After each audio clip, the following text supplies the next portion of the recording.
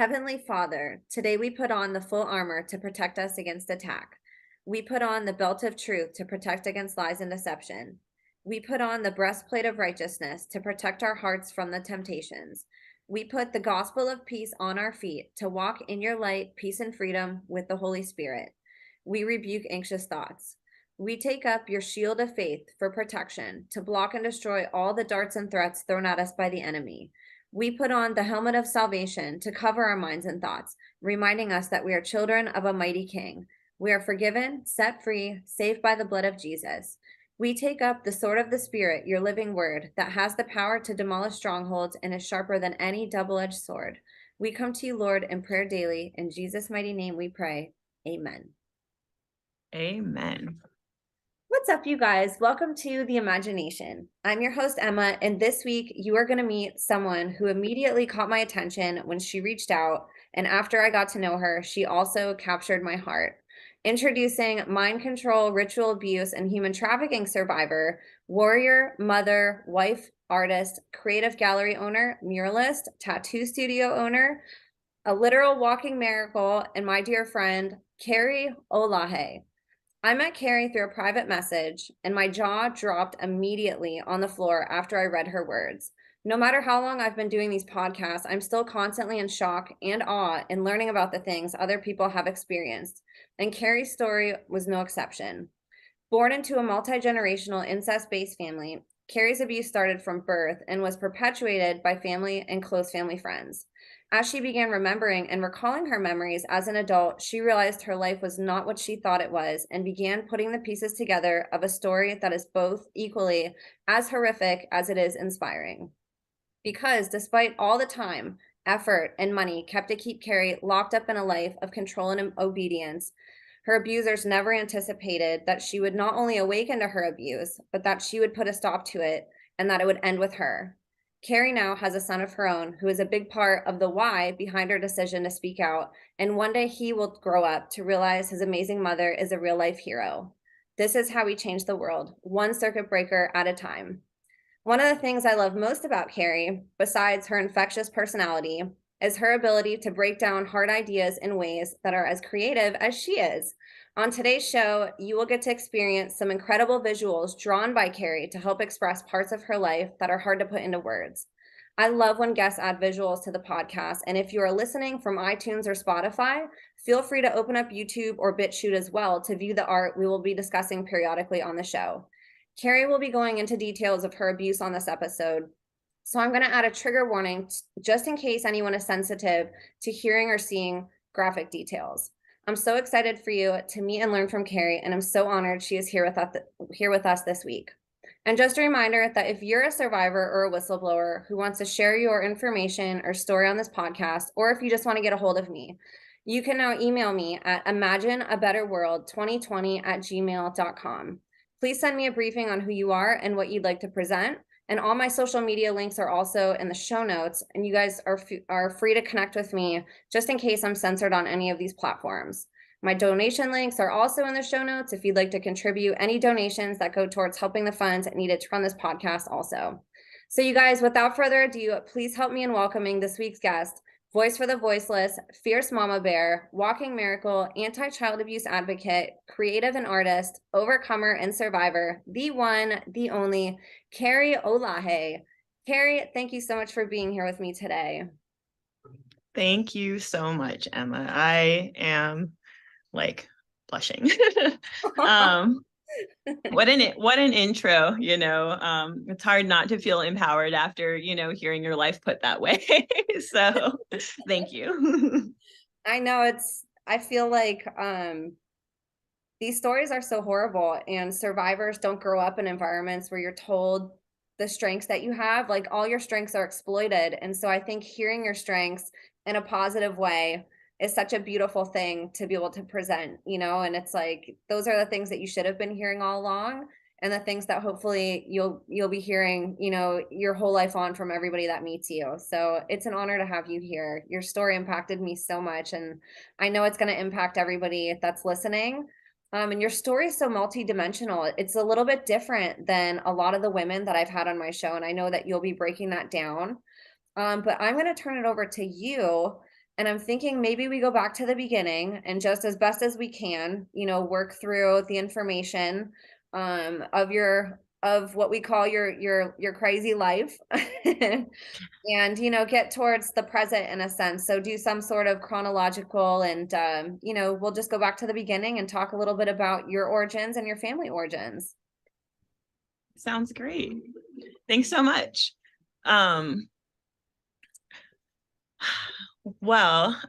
I think one thing that you just said really hit it on the head, is essentially you said our strengths are exploited, and I think that's something that pretty much anyone who's a survivor of trafficking, and sexual abuse, like in general, will definitely feel. And it's something I feel like was the biggest reason I really stuck with my healing in the beginning.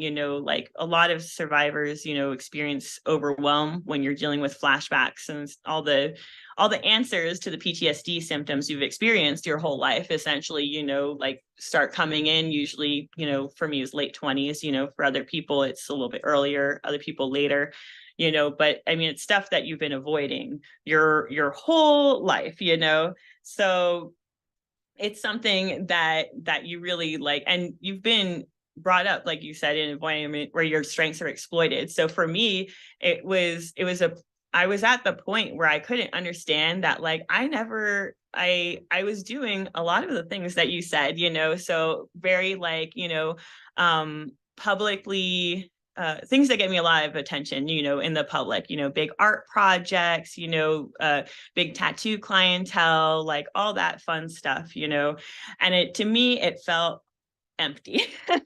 And no one could understand like why, and my therapist, too, I couldn't understand why it was that a compliment for me didn't mean, oh, someone's like appreciating something I did and something I am.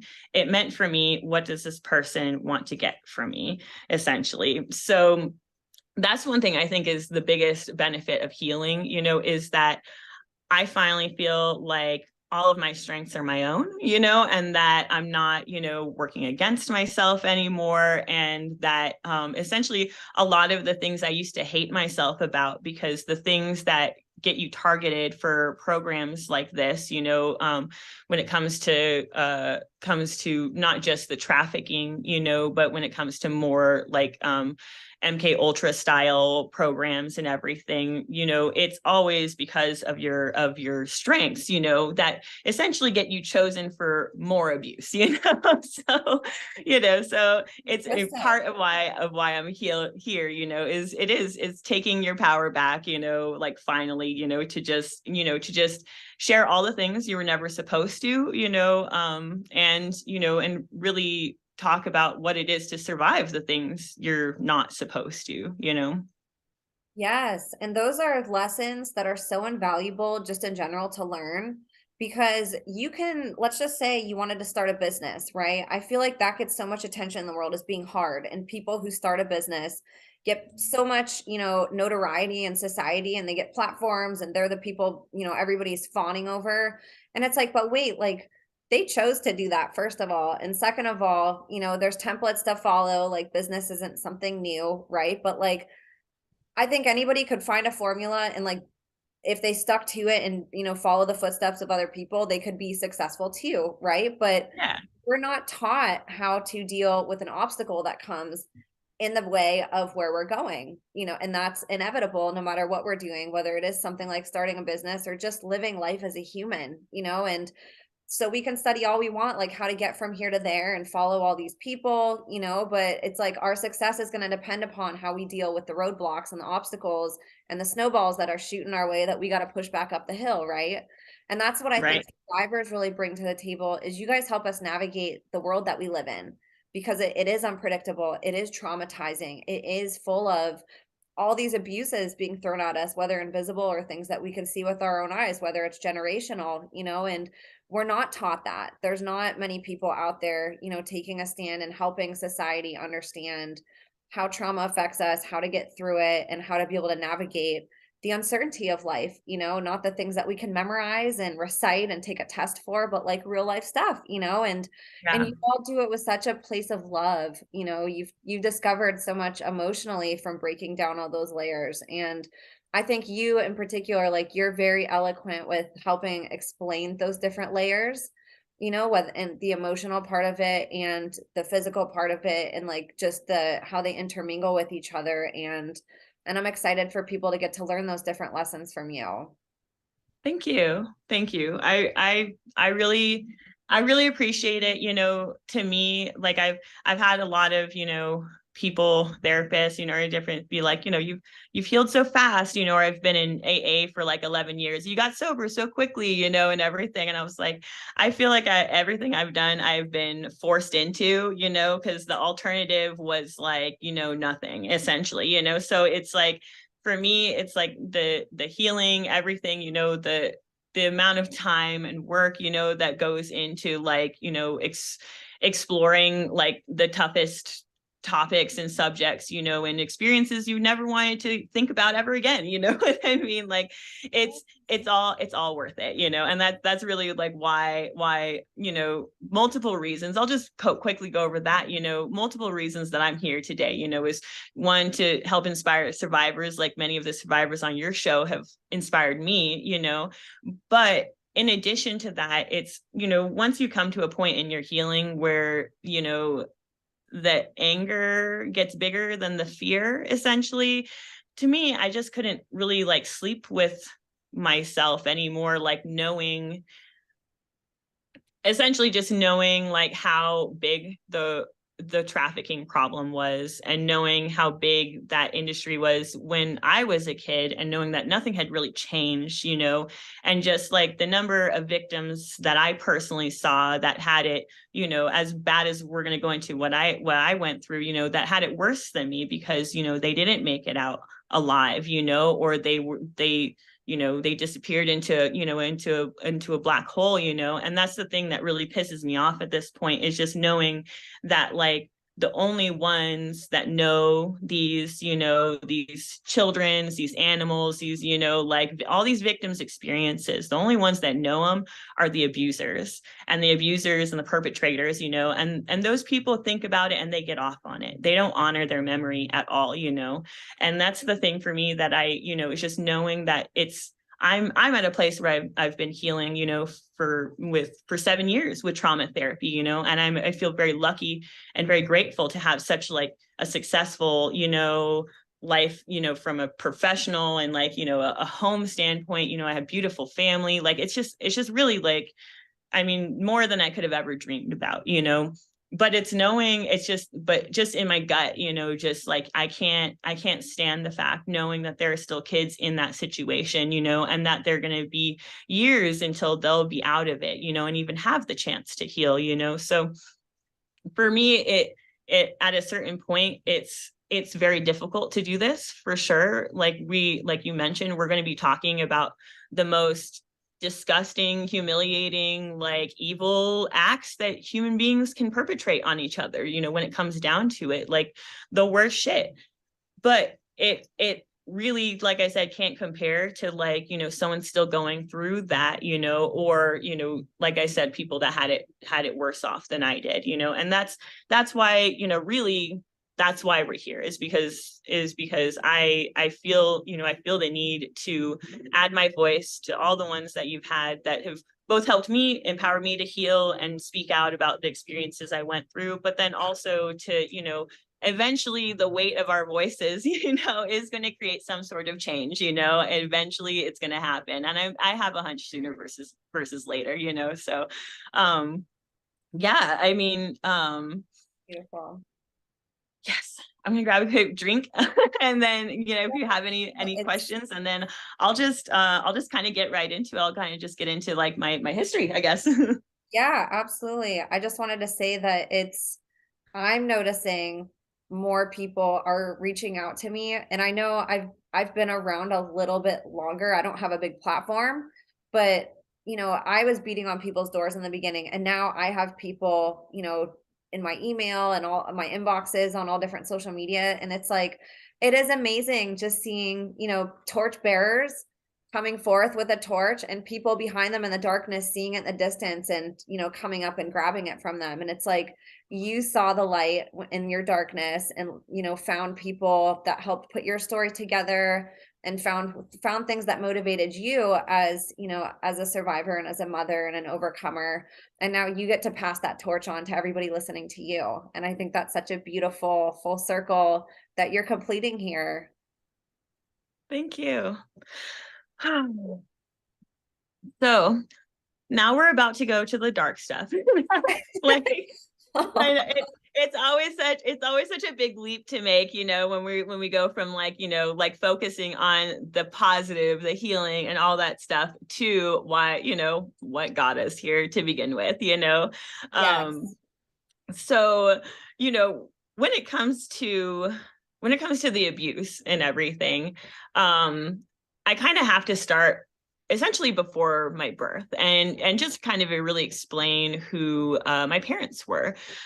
So, you know, both my mother and father ended up joining the military very young. You know, I think one was 18 and one was 17, you know, like coming from very small towns. My father was is a Mexican American immigrant, and then my mother was like a rural Indiana, and they essentially joined the military, you know, to kind of to get out of their circumstances or whatever.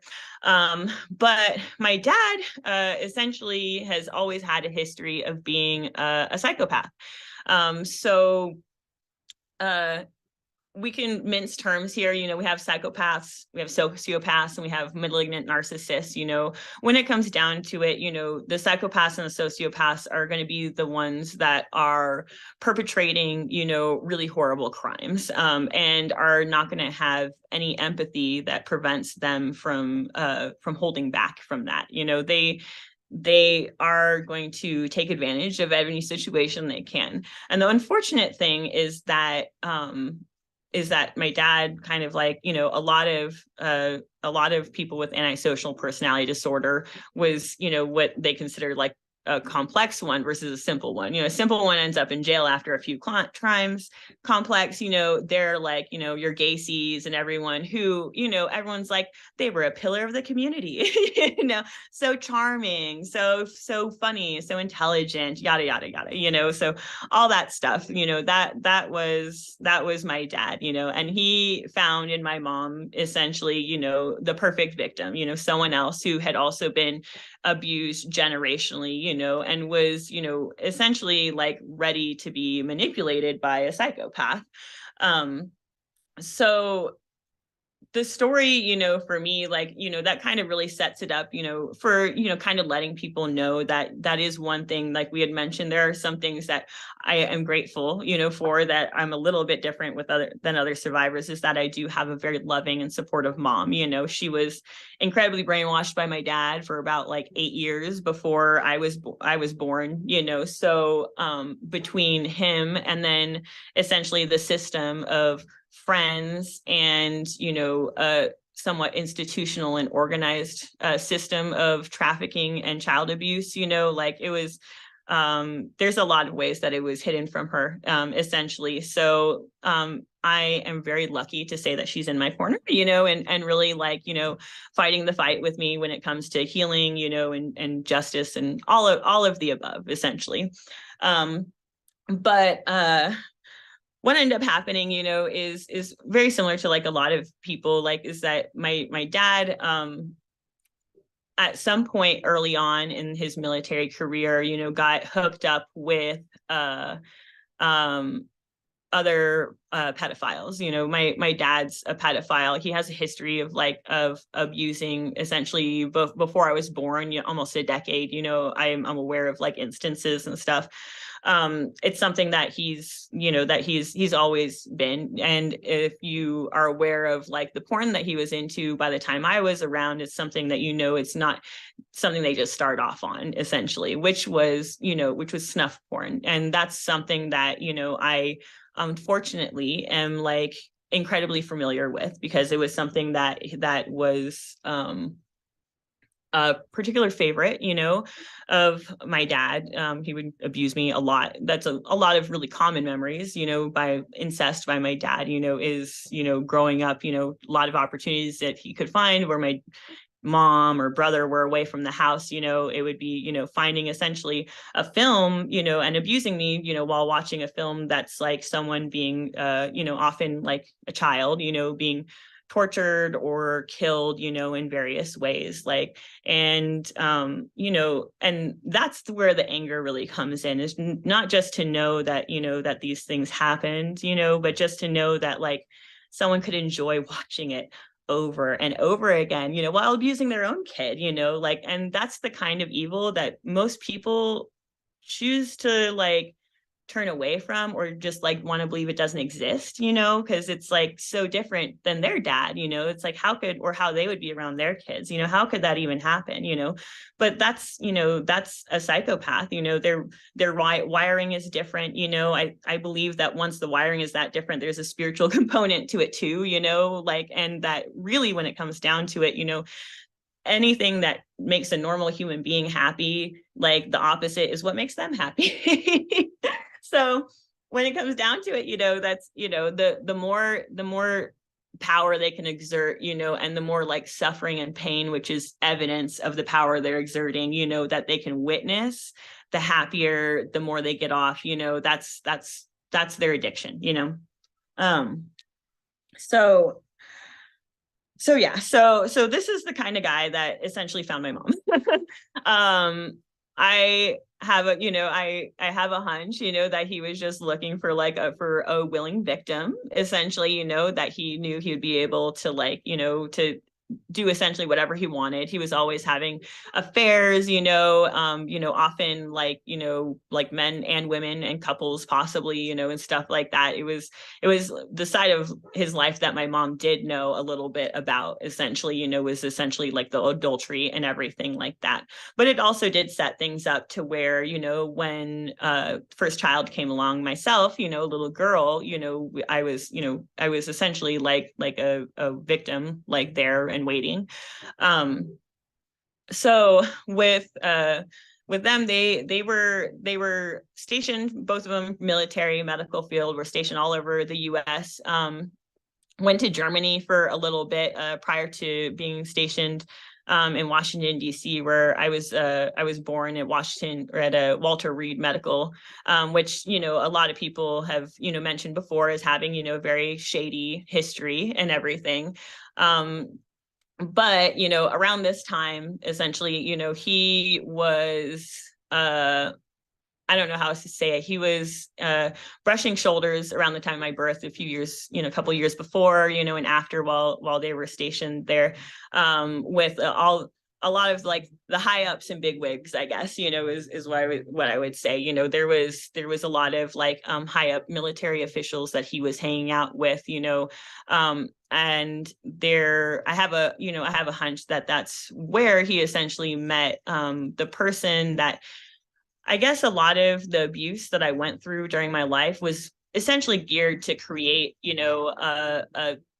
a very specific kind of sex slave for a very specific person, and that's, that's a lot of my abuse that I went through, in particular, the violence, just had to do in particular for, who, some people, have the experience of being made to be, slaves for politicians or different things. For mine, it was someone that was high up in the military, essentially. And so around the time of my birth, he was brushing shoulders with all the big wigs and stuff like that. He ended up, visiting the White House a bunch. I have no memory of myself being there as well, because he was doing some medical work with the President Reagan, essentially. So, he met, the person that I was essentially going to be, abused by longest, like around that time. I have my first abuse memory there at Walter Reed Medical. It's the incest, like, kind of like, it's hard to know when something like that begins. A lot of people have that experience because the grooming is usually nothing that's like really painful or traumatizing in the beginning, and it's a very slow step up, and it's very started very early. So it's the kind of thing that crossing a boundary. So it's the kind of thing that you're already, there's already part of you essentially, like when the abuse picks up with like a more like organized group, that is that the sex like a sexual relationship with a caregiver is already natural, like, or is seen as like, there's part of you that doesn't see it as wrong, essentially, because it's been part of your experience your whole life, but that's sensitized to it and conditioned yes, that exactly. That's like a normal, healthy relationship between a child and an adult. And like there's nothing else to base it off of. Children learn that only from their examples, and you weren't shown that. Yeah, I think that's one of the main reasons that like most, why the trafficking organizations target, the kids of pedophiles so much, too, is because they know they're going to be abused. And in my experience, it's almost like each level of abuse, or kind of like more organized abuse that you deal with, almost like kind of like takes like an altar that's already been a part of you, that's already been created essentially, and then kind of like piggybacks on it to kind of create like a different like version of it. So I have like a feeling that that's a lot of like why like the interest is it's going to be the multi-generational thing, that the dissociation is going to be more likely in subsequent generations. The likelihood that you're going to become dissociative is higher with each generation that's abused.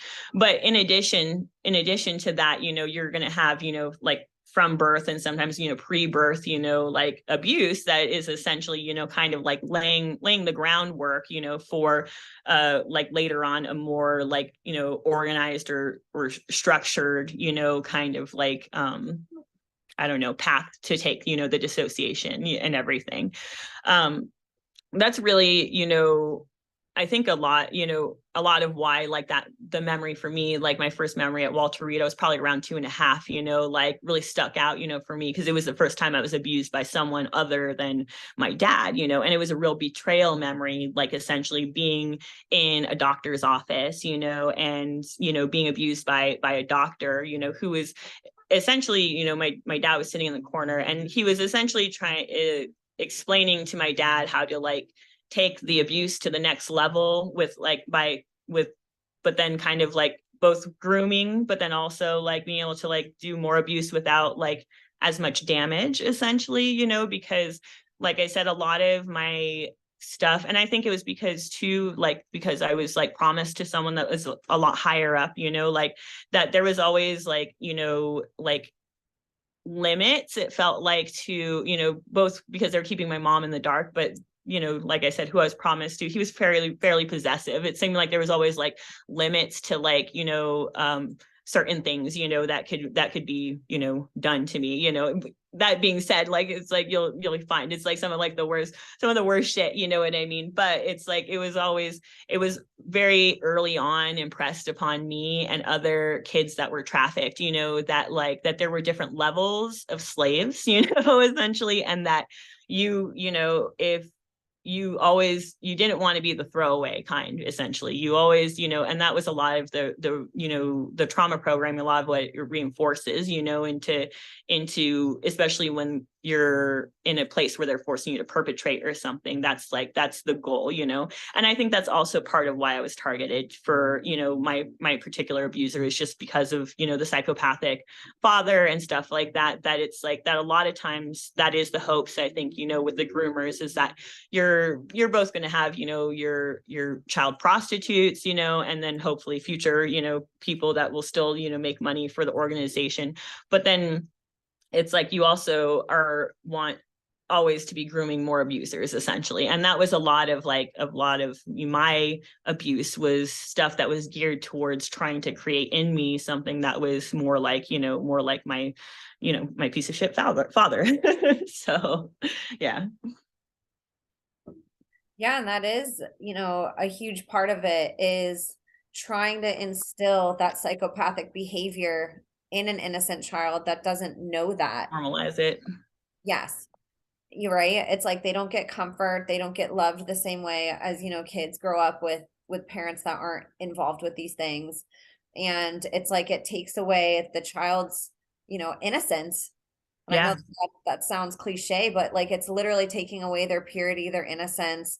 It's not creating boundaries for a child. And so it's like, for people that haven't gone through something like this, I think that's also really hard for people to comprehend, is like, how don't, if the abuse can be so bad, how doesn't somebody like maybe recognize it, and that can be Yeah. adults too that have just been conditioned for so long and they get in unhealthy relationships over and over again. But there's tactics and time and energy. Like if an abuser wants something, they will spend all the time, money, Yeah. dedication to get it. If there's some type of a fetish or some type of, a specific thing that they want, or a specific person or type of person, like, these people will go through, like, there's no lengths that will stop them from getting what they Yeah. want, and they have all the patience in the world. And that's hard for normal people to think about. Like, why would you spend so many years grooming a child? Well, they've What got a lot of other playthings in the meantime, is what people don't understand. They don't have, it's not like they're like, oh, this is one person that I'm going to wait and not abuse anyone else while I'm waiting for this person to get to the point where I can abuse them. Like, no, they're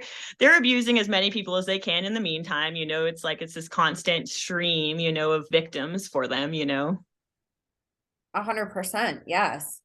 And so your father met this guy, this military official. How exactly did they meet? Do you know the exact? I have no idea actually. And to be honest, like I have a feeling that it might have been more on like periphery and stuff like that too, just because a lot of my initial memories that I had from this particular abuser, they didn't really start until I had gone through, essentially what I would consider like what some people consider like beta training, or like your child prostitute, your sex kitten training, essentially. I didn't, it's like there was like several years essentially of like preparatory training for me prior to meeting him. So as far as like knowing whether like they actually met or just met in periphery because they were both part of the same pedophile organization, I have no idea. If I was just like picked out, the other cult members that were having babies that year, who knows, like, when it comes to that, like it's pure speculation on my part, other than knowing, that he was visiting the White House at the same time, like my perpetrator was, sergeant major of the Army. So that's pretty much the highest position that you can hold there.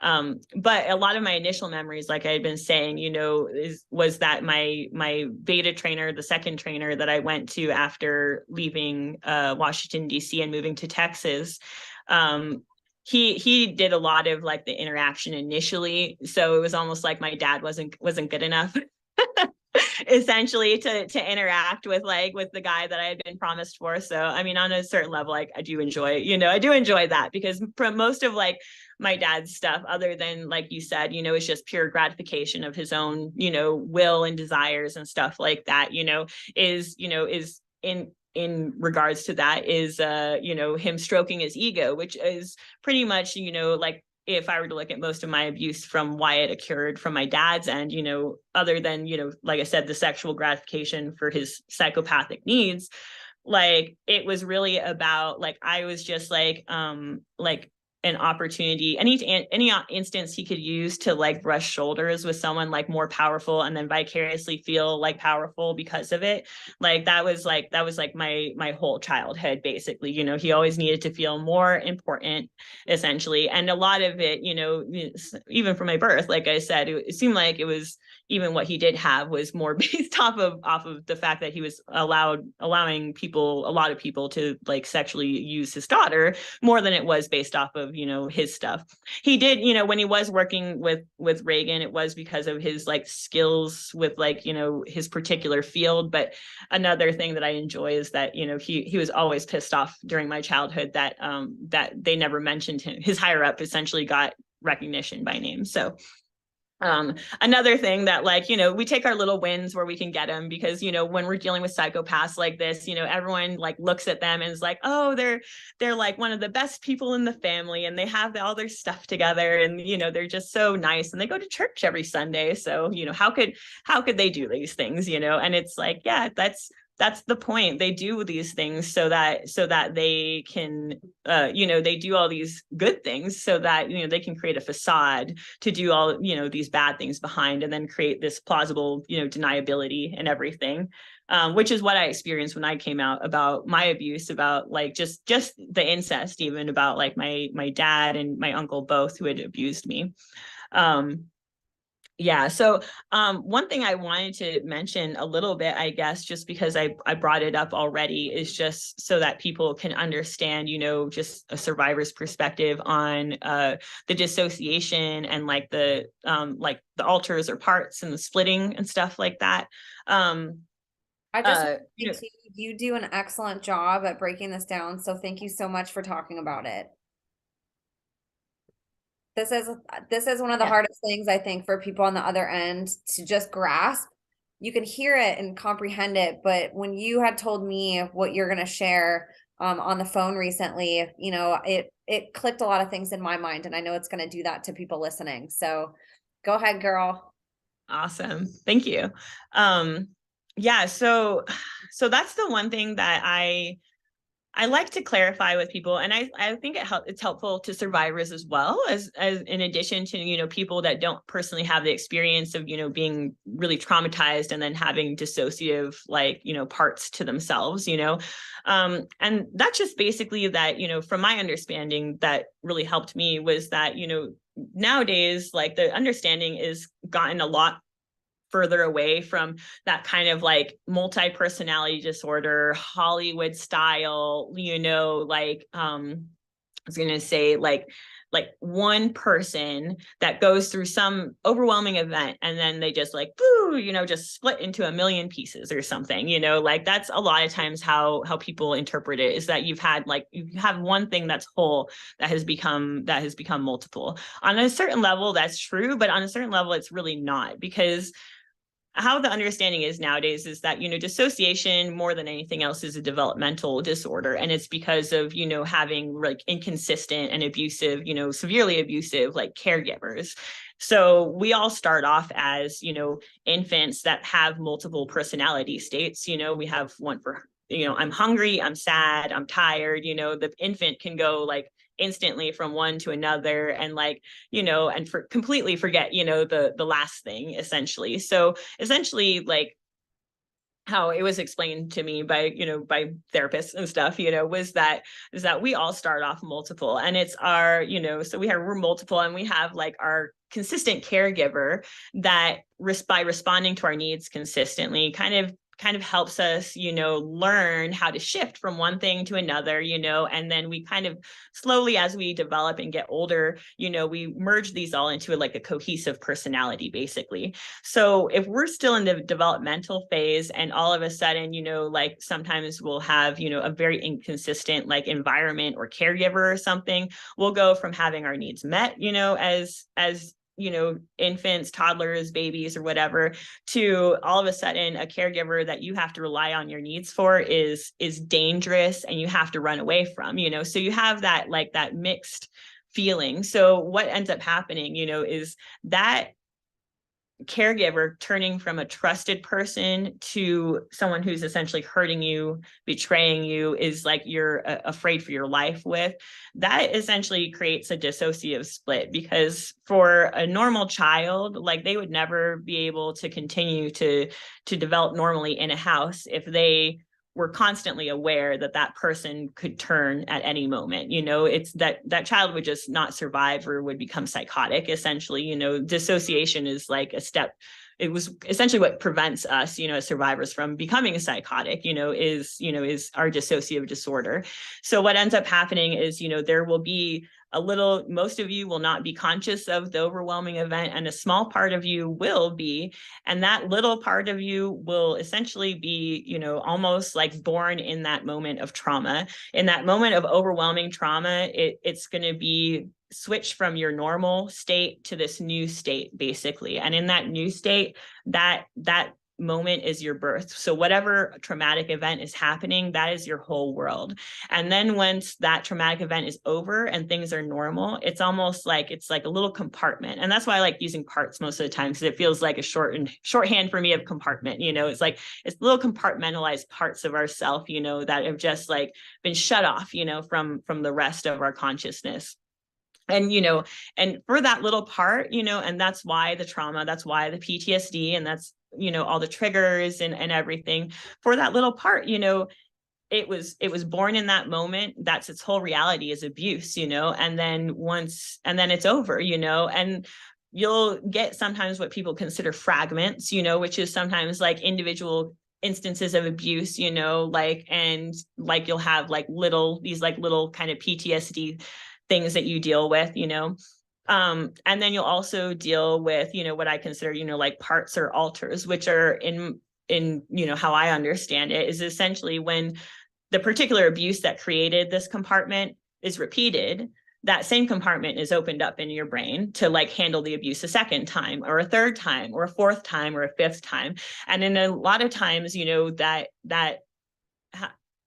as often as that part needs to come out and be conscious, in my experience, is like in what survivors call, the internal world. We have a very vivid, internal landscape, where typically we can see, the way different parts look or like different areas that they live, or sometimes for like people who are mind control survivors like myself, we have our like a specifically structured, like kind of structure for the compartments, essentially one that the abusers have intentionally created and are aware of, so that they can then call out those different parts and have some control, essentially.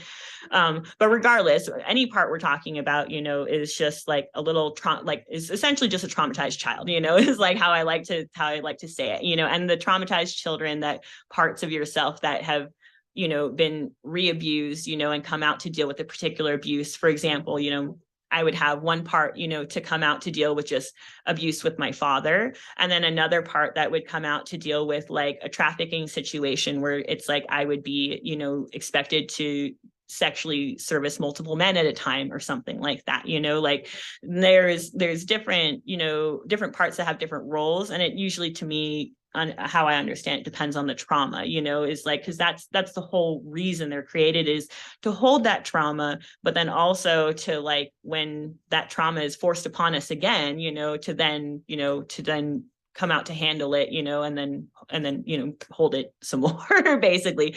So those parts tend, in my opinion, to be a lot more like fleshed out, tend to not be fragments, but actually have like what are, more people typically understand, different genders. Sometimes they're not even human, or they're different ages, all kinds of stuff, and really that's because, we're dealing with like parts of yourself that are blocked off when you're in a young developmental stage. And at that time, our imagination plays a big role in things, so we'll imagine ourselves at those times to be essentially what we feel like we need to be to handle the abuse. So that's why you'll get some people, they're like, how can you have a demon altar or have, like a dog altar or all this different stuff? And it's like, well, there's a lot of programming to reinforce that, sometimes intentionally, but also sometimes it's just what the mind of a kid does, to just try and cope, and that's what you get, so one thing, that I would say, is when it comes to that, and that's a lot of what I think, is what to me is, I guess, gives some shape to my story and the abuse, is understanding, like how the dissociation works, and that you have these different alters, that are created and are going to be naturally created if you even just have like an incestual situation or neglect or, other like really severe abuse as a kid.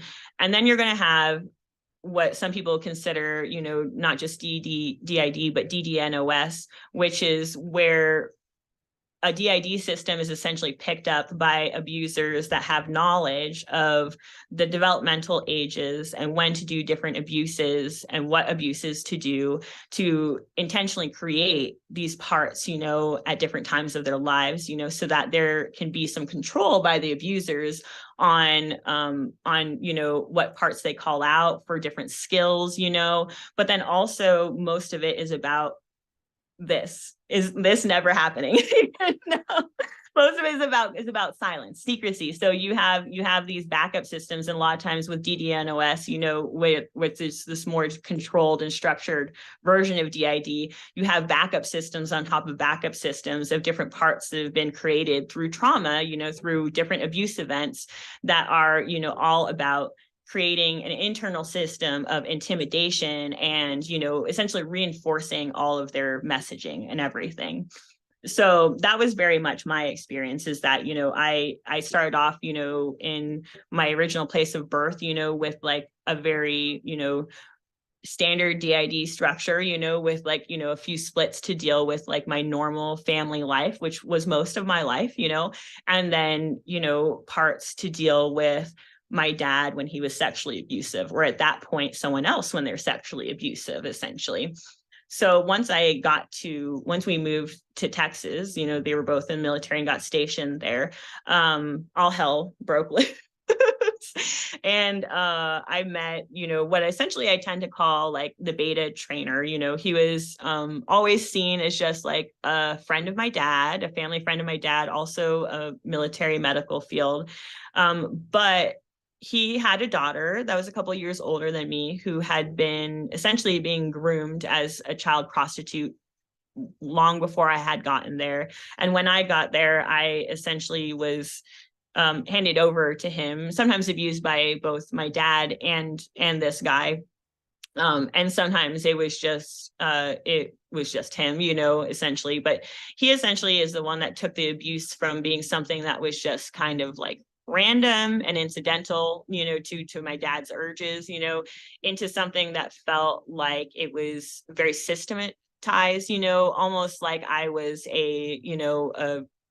another like piece of meat on a conveyor belt, that there had been many girls before me and boys, that had gone through this stuff, and there would be many after, and that's part of like why, this situation, is so fucked up and so overwhelming and stuff, is just to know that, what I felt like I stepped into at that point was completely organized, like there never seemed to be like any guesswork, anything like that. It was always the mode that like my dad was essentially what some people would call like, my handler, but that, he was just essentially following orders, of higher ups as far as like how to take the abuse to the next level, and then essentially how to start, trafficking me, with this other guy. And this other guy is the guy that he met in Washington that's high up in the military. Is that the same one? No. Okay. So he is the in between. Gotcha. So we moved when I was about 3 or so, 3.5. And I personally did not meet, as far as I remember, it's hard when you're dealing with like dissociative gaps and stuff. But my first meeting with the person that like I was supposed to call master eventually was like probably closer. It was like 5 essentially. It was right before I was going to start school. So there was like essentially like, like a year and a half there or so that like I was going through essentially all of my abuse with who like this the beta trainer, who like to shorten things, I'm going to call him a Shmuel. And he's basically he was medical field as well. Most of the people that abused me, were military or medical or both, essentially, other than some family members that, got in on the game, I guess, but so Shmuel was essentially like, he had a narcissistic wife, and then his daughter was essentially at the point where it's hard to say when you're dealing with someone who's like 8 or 9, but the way she acted, she was already, like a cut from his cloth, and it's hard to see how that wouldn't be the case when, you had a narcissistic mom, a psychopathic dad, and she had been obviously going through the same stuff I had been, from birth, essentially. Like, so there were a lot of instances where Shmuel would bring his daughter around, and we're just going to call her Susie for the podcast sake. He would bring Susie around a lot to, essentially, when he would be doing a training session with me, he would bring her around to like role model the behavior that he was looking for, So initially, a lot of it was child pornography and trafficking related. So it was things about, just learning to just how to perform sexually in general, or to have that persona of being seductive and stuff like that, and a lot of it was was essentially like reinforcing, like when it's like she would do something right, like what the right reactions were, like as far as like, like not complaining or just different things like that. They a lot of times used like other kids like to essentially make examples of, in my experience, a lot, so so there was even times where it's like, she was forced just to, abuse me on camera, with no adults involved, and it's insane to know that you can get, kids to the point, where they can do that, but that was very much my experience, is by being with this guy, is that we essentially, that I essentially, kind of just picked up the role of child prostitute, and that a lot of like the initial training was, was essentially creating someone that outwardly, like would look like they were enjoying their situation, and that's a lot of like what's really fucked up about it, is that you were, that it was just constant, abuse, and then like also like really fucked up positive reinforcement when you would do the things the way that they wanted, and what they wanted, was someone that would like perform sexually, so for example, like one of my first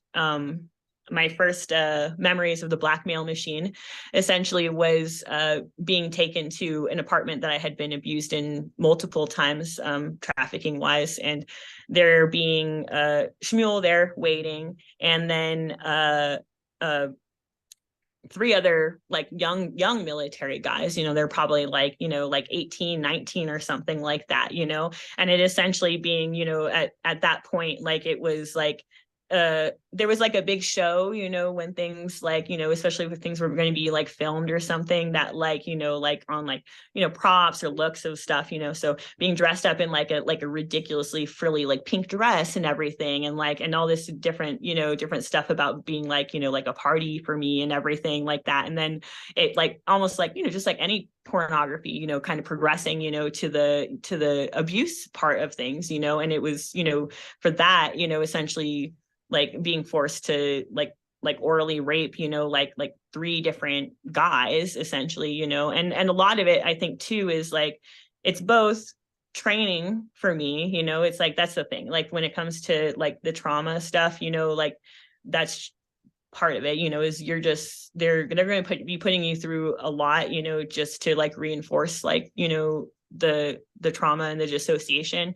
But there's also, there other ulterior motives, you know what I mean? And when I see those 3 guys on the couch, I just assume that that's like where my dad was, like when he was 18 or something, that, it was, that this pedophile organization, they just, they have their eye out, for other psychopaths that, and when situations like this, there was also an air of, it's when you get multiple guys together, that it's like the peer pressure, and then just like, just all the stuff, kind of like together, basically, that, but for me, like understanding like the different parts, like that was, for example, that time, it's like initially there was some, because it was the first time I had, had to perform with like multiple guys, like there was some like resistance and everything like that, and it's like, it's like you get taken to like the next room, and threatened and smacked around some until like,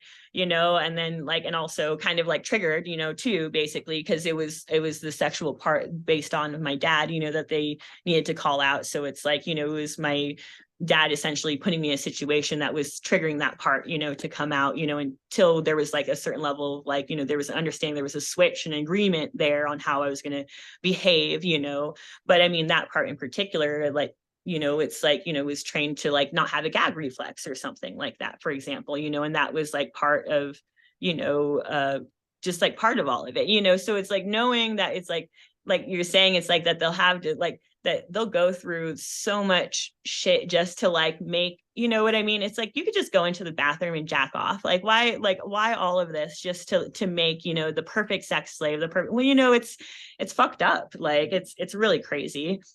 It is. And like you were saying, like training, it's like they give you practice to get Yeah. better at it. And it's like they treat it like a sport almost, like they're training you for like a big game, and like practice these like horrific things over and over and over and over again to perfect them, and it's so sick and it's so hard for, me and I'm sure you and everybody. Like, how do you even wrap your mind around what goes through their head doing this? Yeah.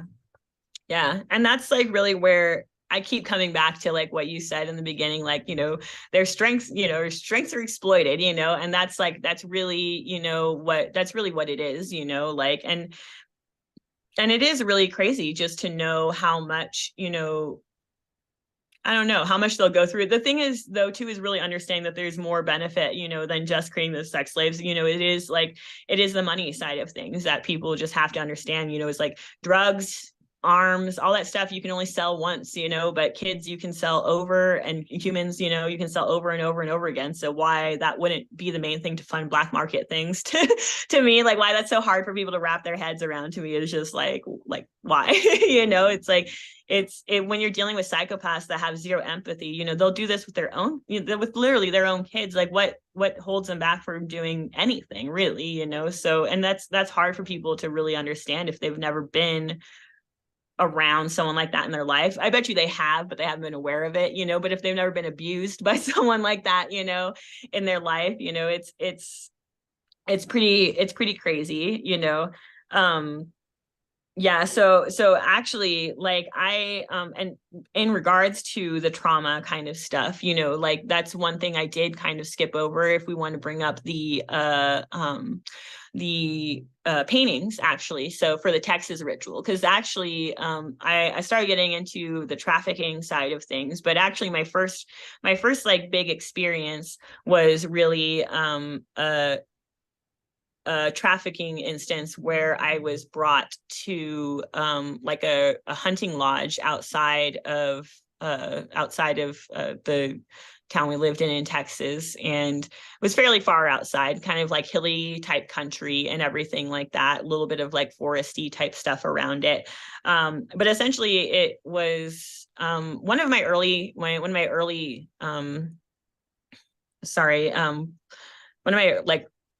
earliest trafficking memory that I have essentially was that, we were hired, it seems like, to come play a role. And I think a lot of it too is part of, is this programming kind of side of things, is that, they want to get you with as much of like the most fucked up stuff early on, because that's the things that really like lays the groundwork. It's like for those parts to then be, further manipulated later on, so like this right here is just like a scene of kind of like what I had walked in on. I was taken by Shmuel and my dad, a little far outside of town to like kind of like a really ritzy hunting lodge, essentially. It had like, one thing I like to let people know is that like it seemed like it was like vacation home. It was told that it was a vacation home for like a politician, but I don't remember like who. And that but that full time there lived a doctor, essentially, who would do doctor things for the cult, essentially, on the down low. He was a retired doctor, but that's one of the main things I had remembered, is that I had been brought to the hunting lodge and essentially abused by the guy who lived there. That was like one of the main things that my dad was, like proud about, and had bragged about, was that essentially we were invited there early before the ritual for a trafficking instance, for me to essentially be abused by someone important, so that's something that my dad loved. And it was, me being taken to be abused by him, like in this ritzy living room with all the taxidermy stuff. Off in the little doorway, you can see his little granddaughter that's like there waiting and like looking. She's going to be there later in the abuse event as well. When he left me to get abused by this man, he essentially was taken off, or the two of them went off because they're medical, to go tour the medical facilities there. So there was a couple outbuildings where, I don't know what, happened, but I would assume, things like abortions or different stuff like that. That's pure speculation on my part, but it's like, it was crazy. It was like a private, middle of nowhere, like surgical facility. Like it's fucked up, but that's also why like sometimes people have a hard time believing. It's like, oh, how could people go through these things or do these things? And it's like, when you understand like that you're dealing with psychopaths that have like a lot of money and resources, it's not that hard to keep a lot of things hidden, it's really hard for like people to comprehend, if you haven't been on the inside of things. But it's like, yeah, it's like the number of things, like the number of fixes they have for problems that we would think, it's just infinite. And because they all work together, too. So to help each other out in that regard. And let me know. There's the motorcycles. Go ahead. No, it's okay. Let me know too when you want me to flip, because I know that there's three drawings in yeah, this. So we can go ahead and flip to the next photo. So essentially, after abuse event, the little granddaughter, like I was taken off. She just kind of went to show me around. She was like a couple years older than me. And she just went to kind of like show me around the property, the stables and everything.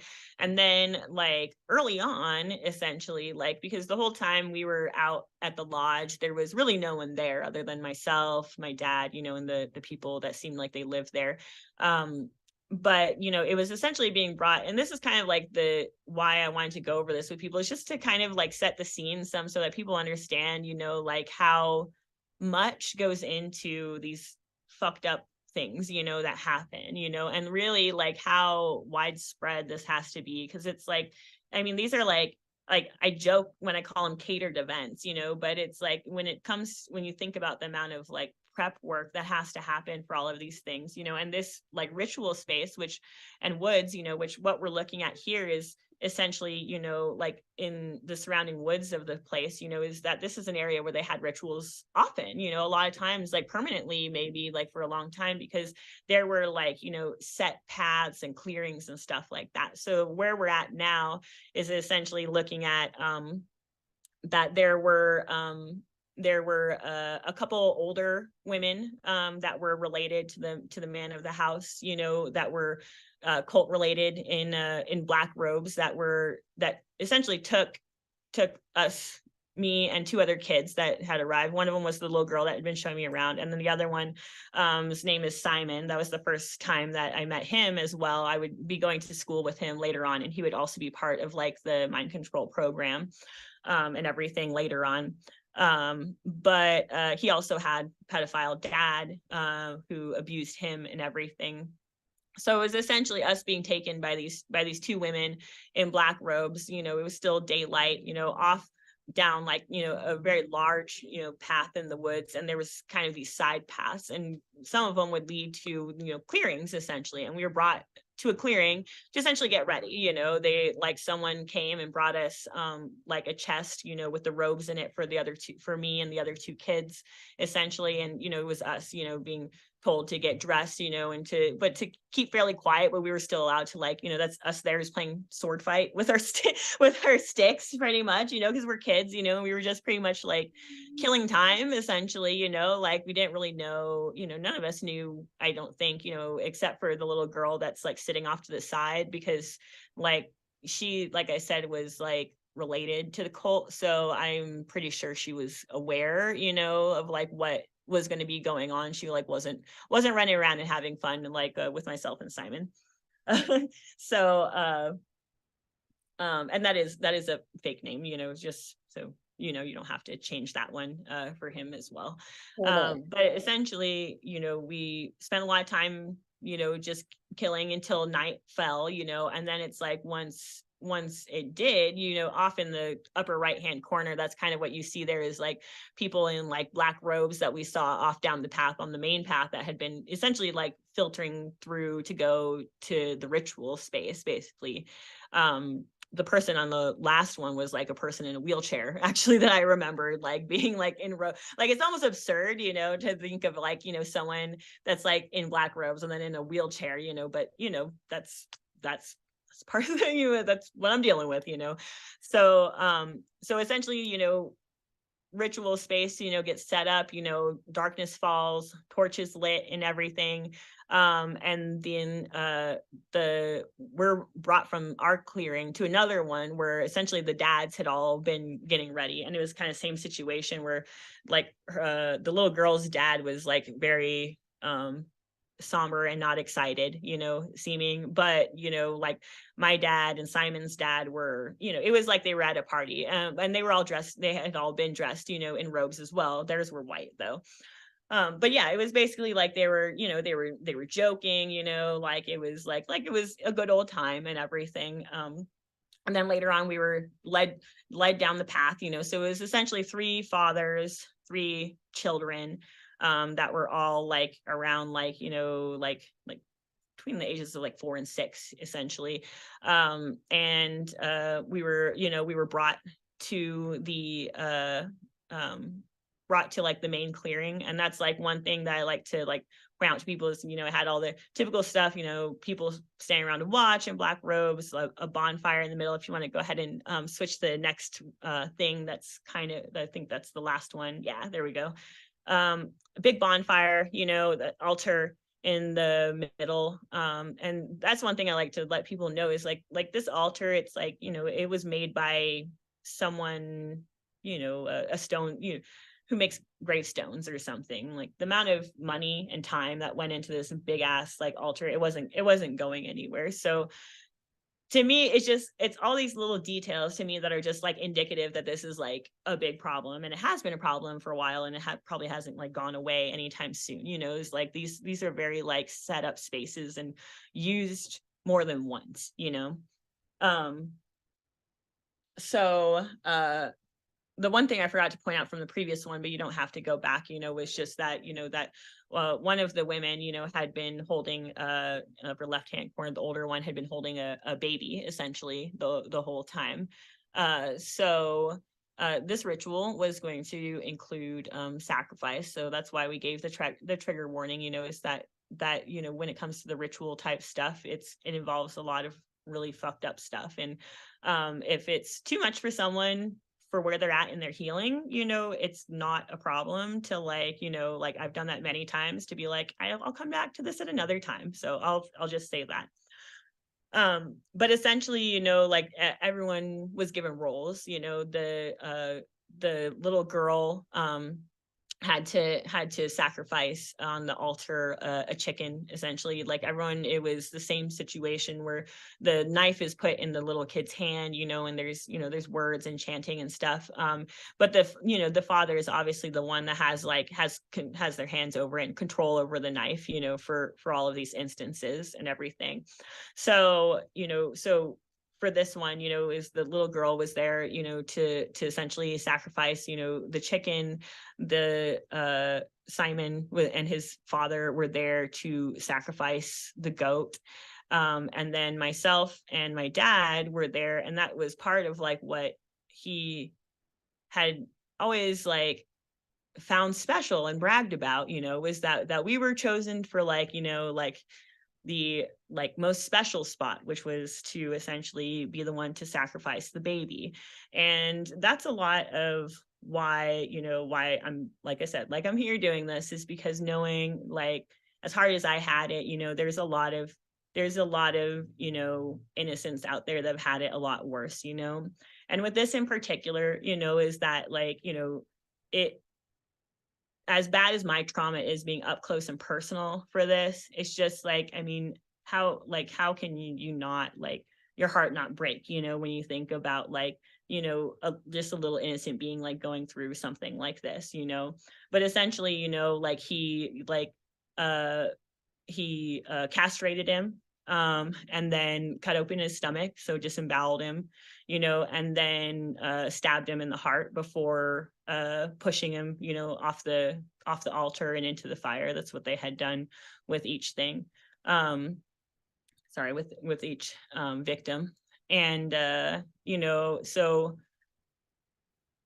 I mean, it's hard to say, how can you get more fucked up, than that, and just to know that this is something that wasn't a one-time instance, it's just something else, and that's a lot of, like, what the trauma is in dealing with these memories, and why I think it's so hard and takes so long for people to heal that have gone through not just sexual abuse, not just, like trafficking and stuff, but when you start dealing with, like, the ritual memories, it's, for some people, it's like how do you even wrap your head around that kind of act if you don't have any, like, context for it, and for me, that's one thing I've always tried to point out to people, is that, we can look at these scenes and get very, like, especially nowadays with how, like, everything's always, like, ritual everything. It seems like, that is, like, it's very glorified, and so it's like people can see these scenes, and not understand,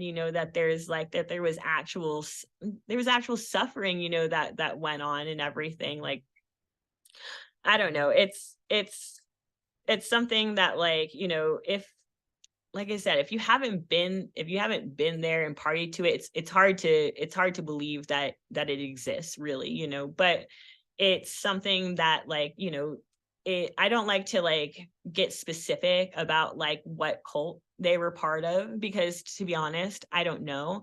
And I don't think it really matters, like, when we are talking about these kinds of subjects, because when it comes down to it, you're going to deal with cults, that were more based off of more druidic stuff, based off of more Luciferian stuff, based off of, fertility cult type stuff, or completely secular and just based off of, some like Nazi, like, like New World Order cosplay bullshit. You know what I mean? Like, it could be any of them. When it comes down to it, it's still the same psychopaths, and it's still satisfying the same needs, that they have, which is just, they just get off on destruction, and the more of it, the better. And the most destruction you can cause, is of innocence, like, when it comes down to it.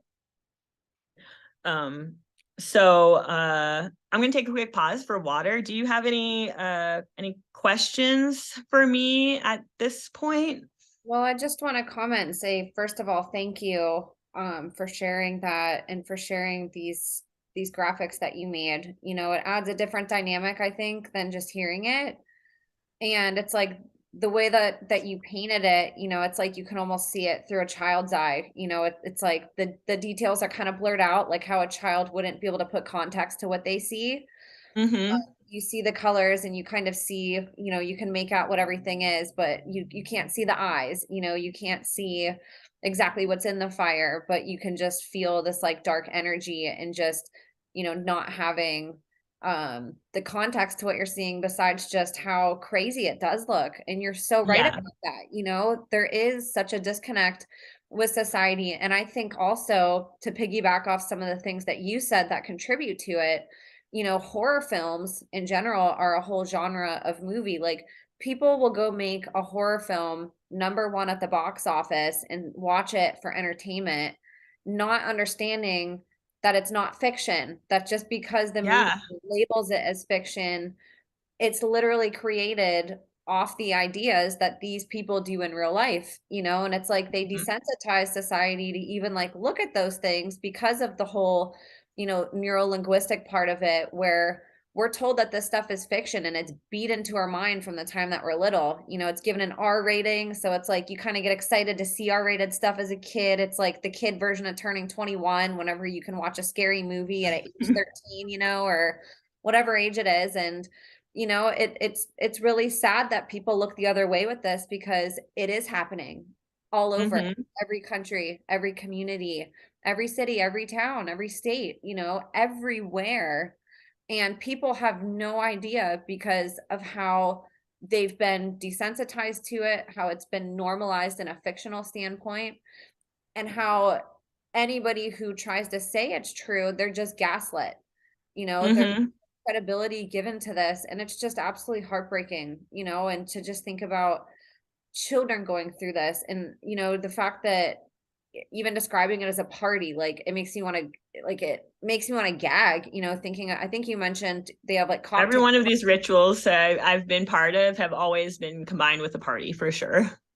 and you're meaning, I think you had mentioned like a cocktail party, for example, before, like how sick that it's like watching a football game, like they're getting ready to watch the Super Bowl, like let's eat food and party and have cocktails and get drunk, and then we're Network, you know, just hang out. And then the details too, like understanding that there's like a stonemason hired to like, and that stuff is not cheap to hire, like, Oh so, yeah. you know, like how you said. So it's like, even that deliberation, it's like, it is really hard to wrap your mind around it. But like you said, when you understand that they have to hide it, and that this is literally like what they get off to, like this is what they live for. This is, Yeah, they do. you know, this is like their social time. This is what they look forward to. They put the same effort into something like this that somebody else would into a birthday party or a Super Bowl party or a wedding. You know, it's like that much detail goes into it. What they get excited about, you know. What I always use to describe to people, you know, who have a hard time, you know, just like in my daily life wrapping their head around like a psychopath or something like that, is just oh my gosh, I just lost my train of thought. Sorry. Oh man. Sorry. It happens from time to time. But yeah, the main thing for me, like when it comes to people like visualizing like a psychopath, like for me is like I've always talked about, like, you know, like people can understand like the gay thing nowadays like really easily, you know, like I'm bisexual myself, so I love everyone for who they are. But like when it comes like down to it, it's like for a while there people had like oh, like gay is a choice, you know what I mean, like gays like a choice, you know. And it was like, well, like, you say you're straight, like could you like choose to get your dick hard sorry to be vulgar, you know, for the opposite sex? It's like, no, you know. And that's like the thing that I have like to really to illustrate to people, you know, is like, because people, I think when they think about pedophilia nowadays, they think about like it as something that's like, oh, you know, I've heard it so many times in like truth or podcasts especially, you know, oh, you know, just what happens when you get super rich, you know. It's just what happens like when you've just tried so many things, eventually that's just what you try, you know. And I was like how much money would I have to give you for you to get your dick hard in front of a crying 5-year-old, you know? It's like it's not gonna happen. Like that's the complete disconnect, you know, like that people don't have or don't understand, you know, is that like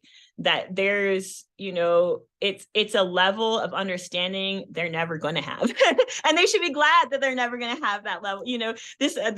This idea that people have to like, oh, but why do they do the programming, why do they do the trafficking, why do they do all this stuff, you know, other than the secrecy and shit like that? It's because, you know, it's an urge that you will never understand, and you should be glad about that, you know. And just you know, just understand that it does exist though and try and do something about it. And for those people, like you said, it's like you know, the rituals, you know, those are the things that they look forward to. It's their time to be exactly who they want to be and be like, and and things that would normally in society that they would be looked down on, they get praised for, like I was in, alcoholic, for like 6 years, like in college and everything. Just once I left the house, just trying to like understand and deal with all like my PTSD symptoms, and just like, just going into self-destruct mode and everything.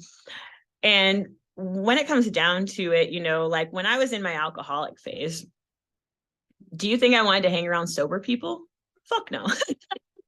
No, because like I couldn't relax and drink and get fucked up, and the crazy antics that I wanted to do, like if I was around a bunch of square straight people, you know what I mean? Like it's no fun, not even a little bit. So I would live for the times where, it was, like Thursday night and it's this thing going on, any night of the week, that you could find something to go, like there's something going on where you could go and feel like my drinking habit was normal. You know what I mean? And like I could just do what I wanted to do, which was just like drown out the pain, just get obliterated, like, and not feel guilty about that fact, so really, that's what people have to visualize is these people are addicted to pain, suffering, like also they are typically also addicted to, drugs and alcohol and all that stuff as well, but they're addicted to these things, and they're, so it's not so strange to think that like psychopaths might network with each other, like we're talking, for me, like you said, I'm young for a survivor, but still like these events that we're talking about happened, early 90s, like, and it's like, this is before the internet, so obviously there was still a good amount of networking going on. I can't even imagine how it is nowadays. But it's like, but really, they're going to find each other, because they like doing the same things. They have no like attachment a lot of times to their own kids or different things. So that's part of why they're perfect for both being targeted by other psychopaths and other abusers and trading that content or those kids. But then also, for like more organized like programs, like, like we'll get into that are more into,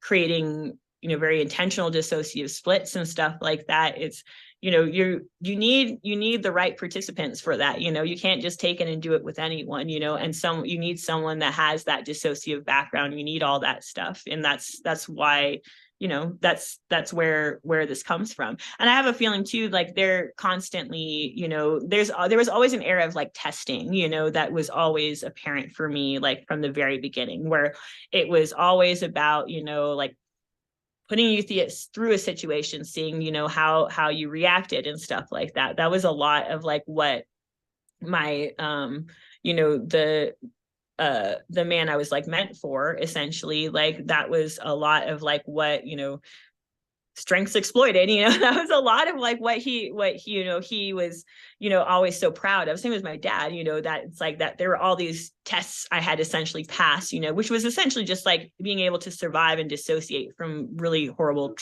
like traumatic events, so,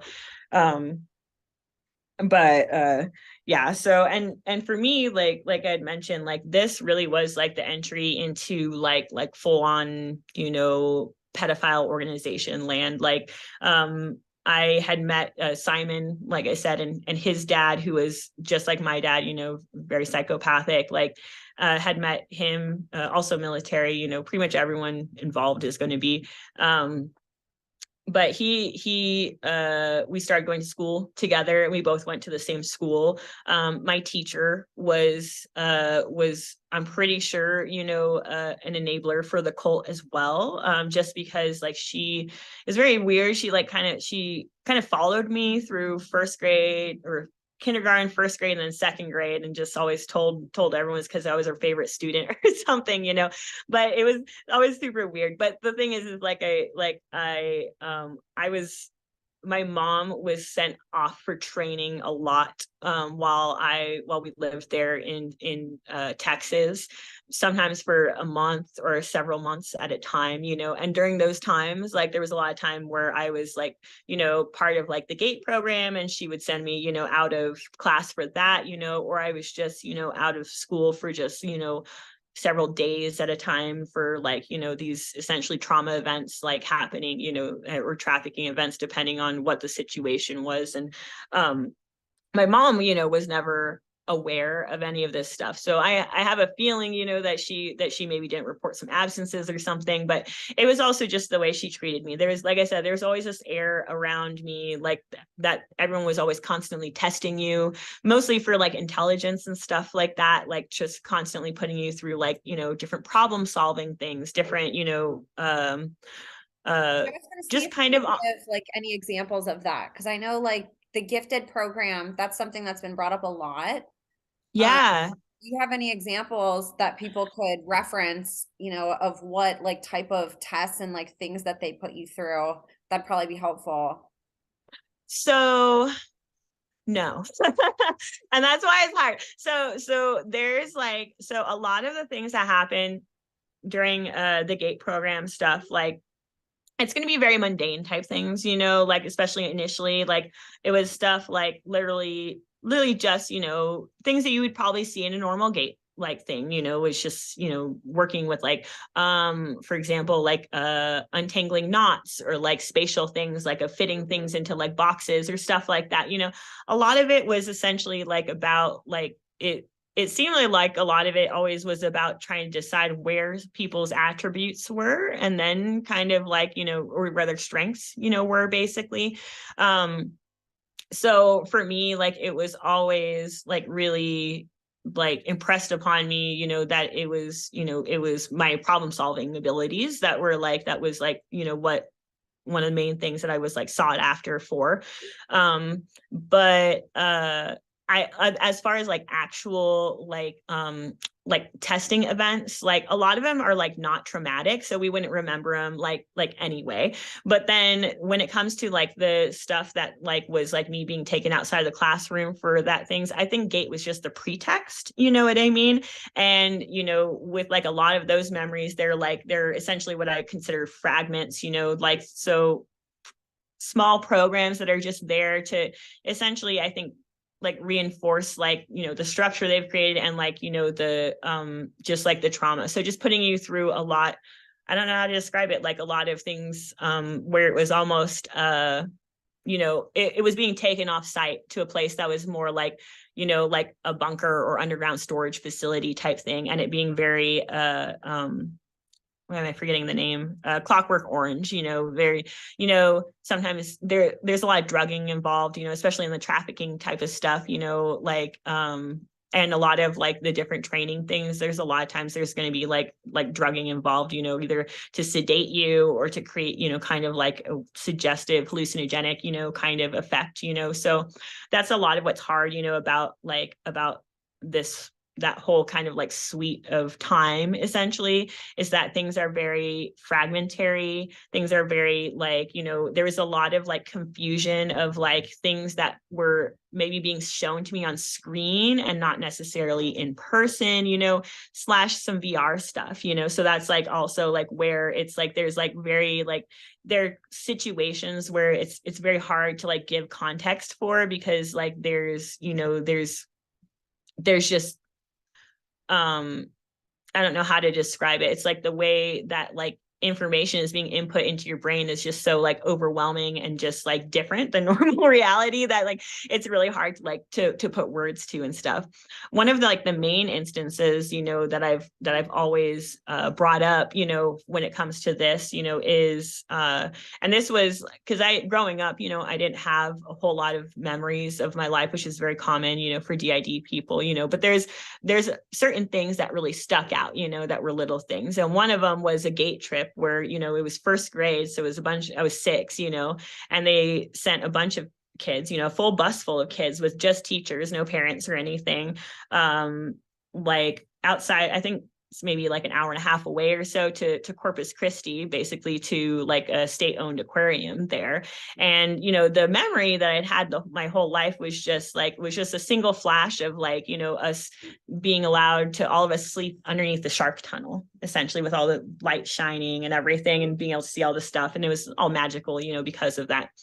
But dealing later on with flashbacks and stuff, it was essentially coming back as another training memory, another testing memory, essentially, where they they had been testing me and us for psychic abilities and stuff. And then it really sticks out to me because it was, as far as I can remember, the only test that I failed. I put through and I failed, essentially. You know, I couldn't do it because it was at a certain point they were like hurting my friend Simon in like the corner. Essentially, that was like a lot of my memory was kids being taken out in twos after they had gone to bed, you know, to another room that was essentially like an interrogation room and being asked questions and stuff.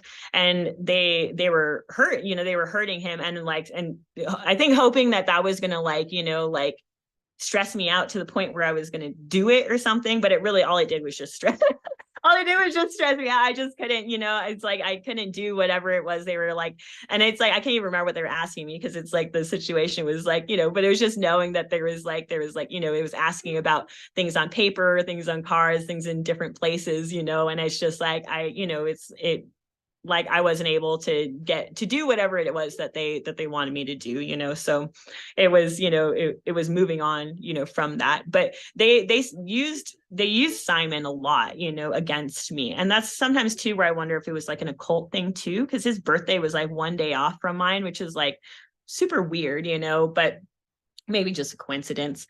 But in any case, you know, a lot of like him being around, you know, was essentially always saying, you know, it was just more stuff to reinforce that like I had a slightly higher position as a slave than he did. And that, you know, like, so there was always this reinforcement that like, you know, and I think they probably focus a lot of that stuff on kids that they really want to be abusers, you know, is just this constant like reinforcing of messaging that it's like you're either an abuser or you're going to get you're abused, essentially, you know. So essentially it was just constantly being put in situations like where, you know, it felt like he was being made an example of, you know, to me, you know, like even an instance where it was like the cult trying to show you that they were all knowing. So they, you know, they set up a situation where he, you know, we weren't supposed to interact in school. So like in non-cult settings, we weren't supposed to interact, but that was a lot of like, he was always kind of trying to reach out to me. And like, I was always like, you know, my programming was always good, like was always really strong, you know? So I was like, I always obeyed, you know, like, so I pretty much was like, I wouldn't have anything to do with him. And then one day he brought me behind, and this is another memory I had always had, he brought me behind the desks and had like showed me his penis basically. And I immediately was just like, okay. And then went and told the teacher. But then later on, you know, and then she sent him to the principal's office and everything. But later on, you know, it was essentially being taken to like the bunker type facility again, you know, and essentially being like me being tortured with like strapped to a chair, like tortured by having my feet put in like hot and cold water. And like, you know, there's a lot of times like it was pinpricks, you know, on like ribs and feet or shocks and stuff like that, you know. And he was like essentially on a table getting anally raped by his dad, like behind me, you know. And essentially like the whole situation was, you know, creating, you know, this feeling like that, you know, we had done something to not obey, and they knew because they knew everything, you know, even though, like I said, I think the situation was set up for us to disobey so that they could put us through this situation, you know what I mean? And essentially, you know, just letting us know, you know, that no point in talking or disobeying or doing any of that stuff, you know, we were being punished, you know, and that, you know, in the future they would always know, you know, if there was something that we did we weren't supposed to and stuff. So it's that, you know, it's, you know, being an adult and going through that kind of situation, it's like, what the fuck, you know, but I mean, that's really like why I bring it to people. They're like, you know, why didn't you disclose till later, so long, or different stuff? It's like, because when you understand, like, you know, how overwhelming this stuff is just to heal with and deal on your own, and then to tell people about it too, you know, it's like, I mean, Well, and who can you it's stuff you tell? would never even want to talk about, you know? Yeah, they make it so like anybody that you don't have anybody around you that you even can tell. Your teachers, Oh like yeah. everybody around you is an abuser. So they also make it very hard for you to disclose, not to mention, you know, all the programming, like you said, to keep you quiet. You know what's going to happen if they find out, like that fear that they instill in you of what could happen to you. is horrific. Like adults cave to that, you know? They Yeah. are like, that's how they keep all the adults in check too, is through blackmail and through ways that they can manipulate them into staying quiet. You know, kids don't have any Yeah. context to that. Like they don't teach you, again, boundaries, safe emotional relationships, safe physical relationships. Like you don't have any concept of that. That is like normal for you, you know? And Yeah. so it's like, of course you're going to keep quiet. Why would you say anything when your, you know, your best friend or somebody in your family or yourself could have something so horrific as a consequence potentially? Yeah. It's true. And I have to say there was one time like when I was really young, like maybe like 5 or so, that I did at attempt to try and tell my mom like what I was going through, but like I barely started to get the words out, and like when I saw like the look on her face of just like, you know, like horror, you know what I mean? It's like I immediately backpedaled, because it's like for a kid to like have like, you know, it's like they tell you no one's going to believe you, and like, and they're going to, you did something wrong and everyone's going to abandon you and everything like that. And if like, and it's like you're trusting to talk to like a mom who's like really loving, but then it's essentially, she was like my only like stable loving relationship in my life. And seeing that look on her face, it's like as a kid you just associate with yourself, you know what I mean? So it was just like, I was just like, dude, I am going to fuck up my one good relationship. So it's like I immediately, you know, as a kid I immediately, you know, was just like, I was like, oh, just kidding. You know, I was just, you know, I just put some marker on like on a paper, you know, said it was blood. It's not though, you know, and like, you know, I was just pretending and different stuff, you know, all this stuff, you know, as a little kid to like backtrack, you know, and just like, you know, not have that look on her face anymore, you know, and it's, you know, it's fucked up. Yeah. Um, yeah, so a lot of, you know, a lot of this stuff, you know, that we've been talking about, you know, I think was like very like preliminary things for me to like be meeting like who I was meant for, you know, is like, you know, a lot of, I think a lot of like even the trafficking was kind of like functional, as in like it was, you know, like yeah, they make money off of it, but I still think a lot more of it was just kind of creating the sex slave that they, a particular brand of sex slave that they wanted, you know, because that's a lot of like what all of this stuff felt like, is that it was testing, it was training, all stuff, you know, for, you know, kind of like preliminary crap, you know, and then once it's like once I ended up meeting, you know, my, what should I call it, uh the person I was like, you know, meant to be like my master, and I'm just gonna call him Smeagol. So we have Shmuel and Schmeagol. Kind of like your owner, huh? He's almost like your Yeah. So but in any case, so yeah, so Smeagol, you know, I ended up meeting him. It was, you know, prior to this incident we talked about with the Corpus Christi and Simon and everything in school. It was just before I had started school, but it was after I had already started experiencing a lot of the trafficking, like I said, for like about a year and a half or so with the Bader trainer Shmuel, you know, so you know, and that was a lot of different things, you know. Sometimes that was also, you know, that also includes, you know, like gang rape and stuff like that, you know. That's one of like my main memories, you know, was essentially, you know, it's crazy when you get memories back and you can hear like conversations, because there's a lot of times where like because of the drugging I couldn't really move much, you know, but could still like hear what was going on around me and everything. So it's like, you know, it's like in that instance, basically, you know, it was essentially being drugged, you know, and having, you know, it's like 4 men, and they were all like still in like military, like kind of like their underclothes or whatever. So it's like that's like a lot of it. It's like I don't know if that was like intentional, like for stuff like for the porn they were making, you know, or if it was just, you know, incidental or anything like that, you know. But it's like that instance, was essentially, a lot of it was just the logistical stuff of child pornography, like where they want someone to finish, or the fact that the first guy essentially, that they weren't supposed to finish inside of me, and the first guy did, and then just all hell broke loose, and then they like had to go and clean me up, and they just berating this guy who's like sobbing because he thinks he's like, like in trouble, and their discussion, about whether or not, they would still be like fitting the bill if they just did the same film with 3 guys instead of 4 guys, and everything like that, and deciding that, yeah, that's going to be okay, and just moving forward, with things like, it's so like, or, my first trafficking memory, even like with that, also being drugged, with that one.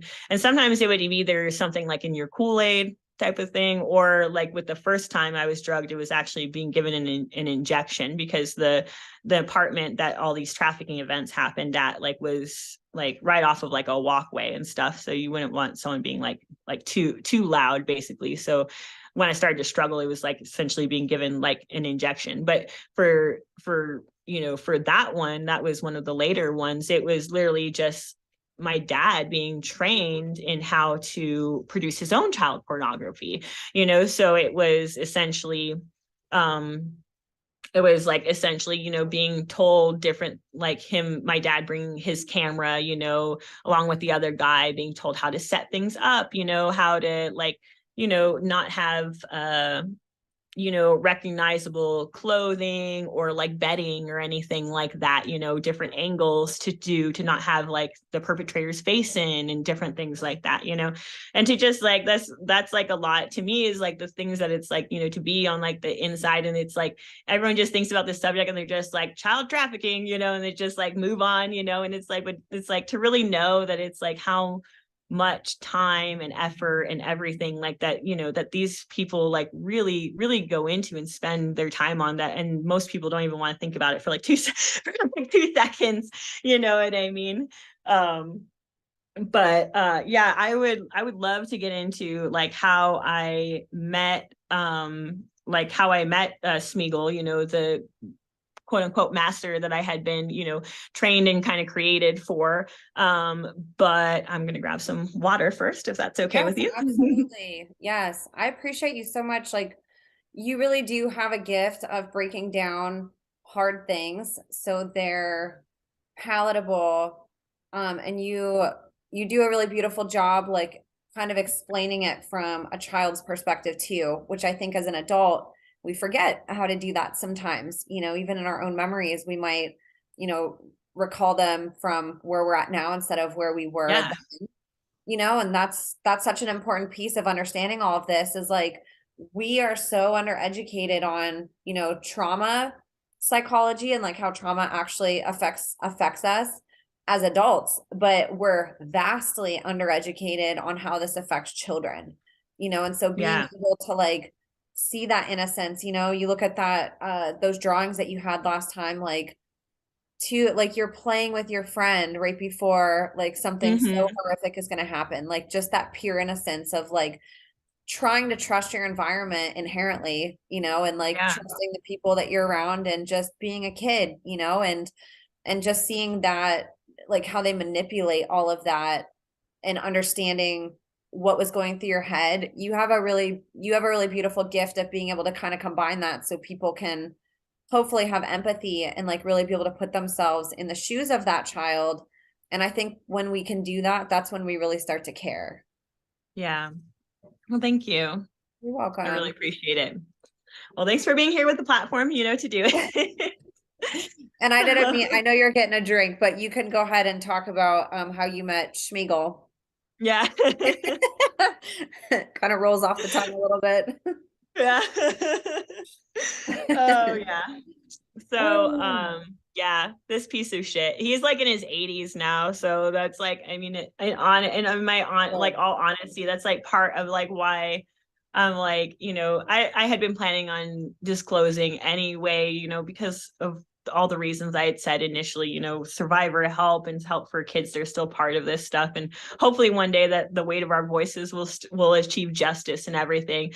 But that's also part of it too, is it just, it pisses me off when I have abusers that have been able to fucking pass away without ever like, having anyone call them on their shit, you know what I mean? Because they, they're all of them just have this attitude that they're like hot shit and they're shit, you know what I mean? It's so They think they're I don't untouchable. know. What They was think that? they think they're untouchable. For the most Yeah, part, they are, exactly. because it's like you said, they create networks to protect them. They have lawyers in their Exactly. networks, doctors, secret locations, anybody that, any amount of money or any position of power, police officers, ER doctors, like they create the perfect network so they do get away with everything, So Yeah. it's disgusting. Yeah, definitely. I was pretty much going to get into talking now about uh the piece of shit who thought he could call me master for a lot of my life, basically.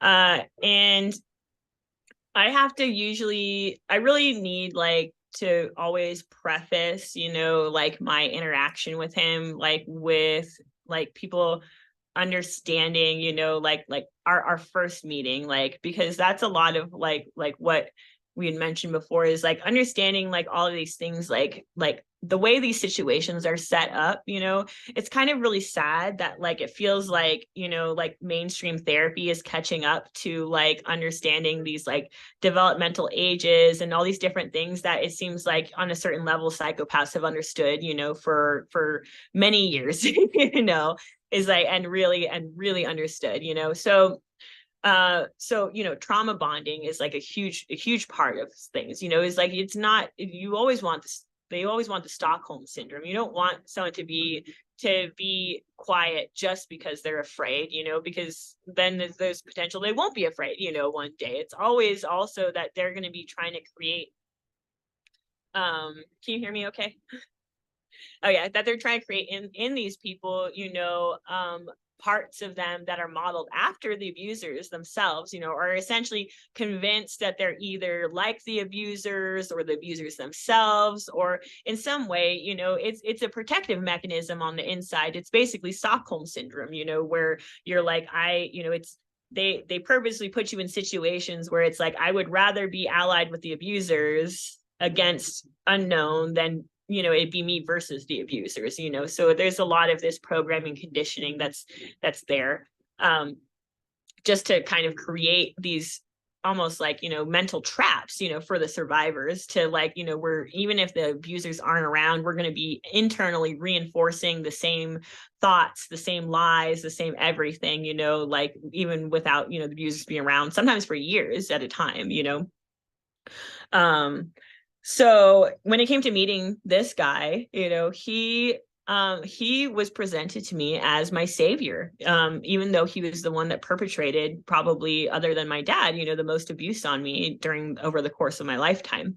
I was young. I was 5, right before kindergarten, essentially, and I was given by my dad to Shmuel, the beta trainer, essentially, to take me outside of town somewhere. I was dressed all up which I had been used to be doing, was getting dressed up in like some sort of outfit or costume. I had been dressed in kind of like a, really frilly, poofy white princess dress, and did a little white flower crown in my hair and everything. And was apprehensive because you're aware that it's like going to be a trafficking event, but didn't know like what was to come. Just that, I was just with Shmuel only, kind of driving, towards, like some woods again, like outside of town.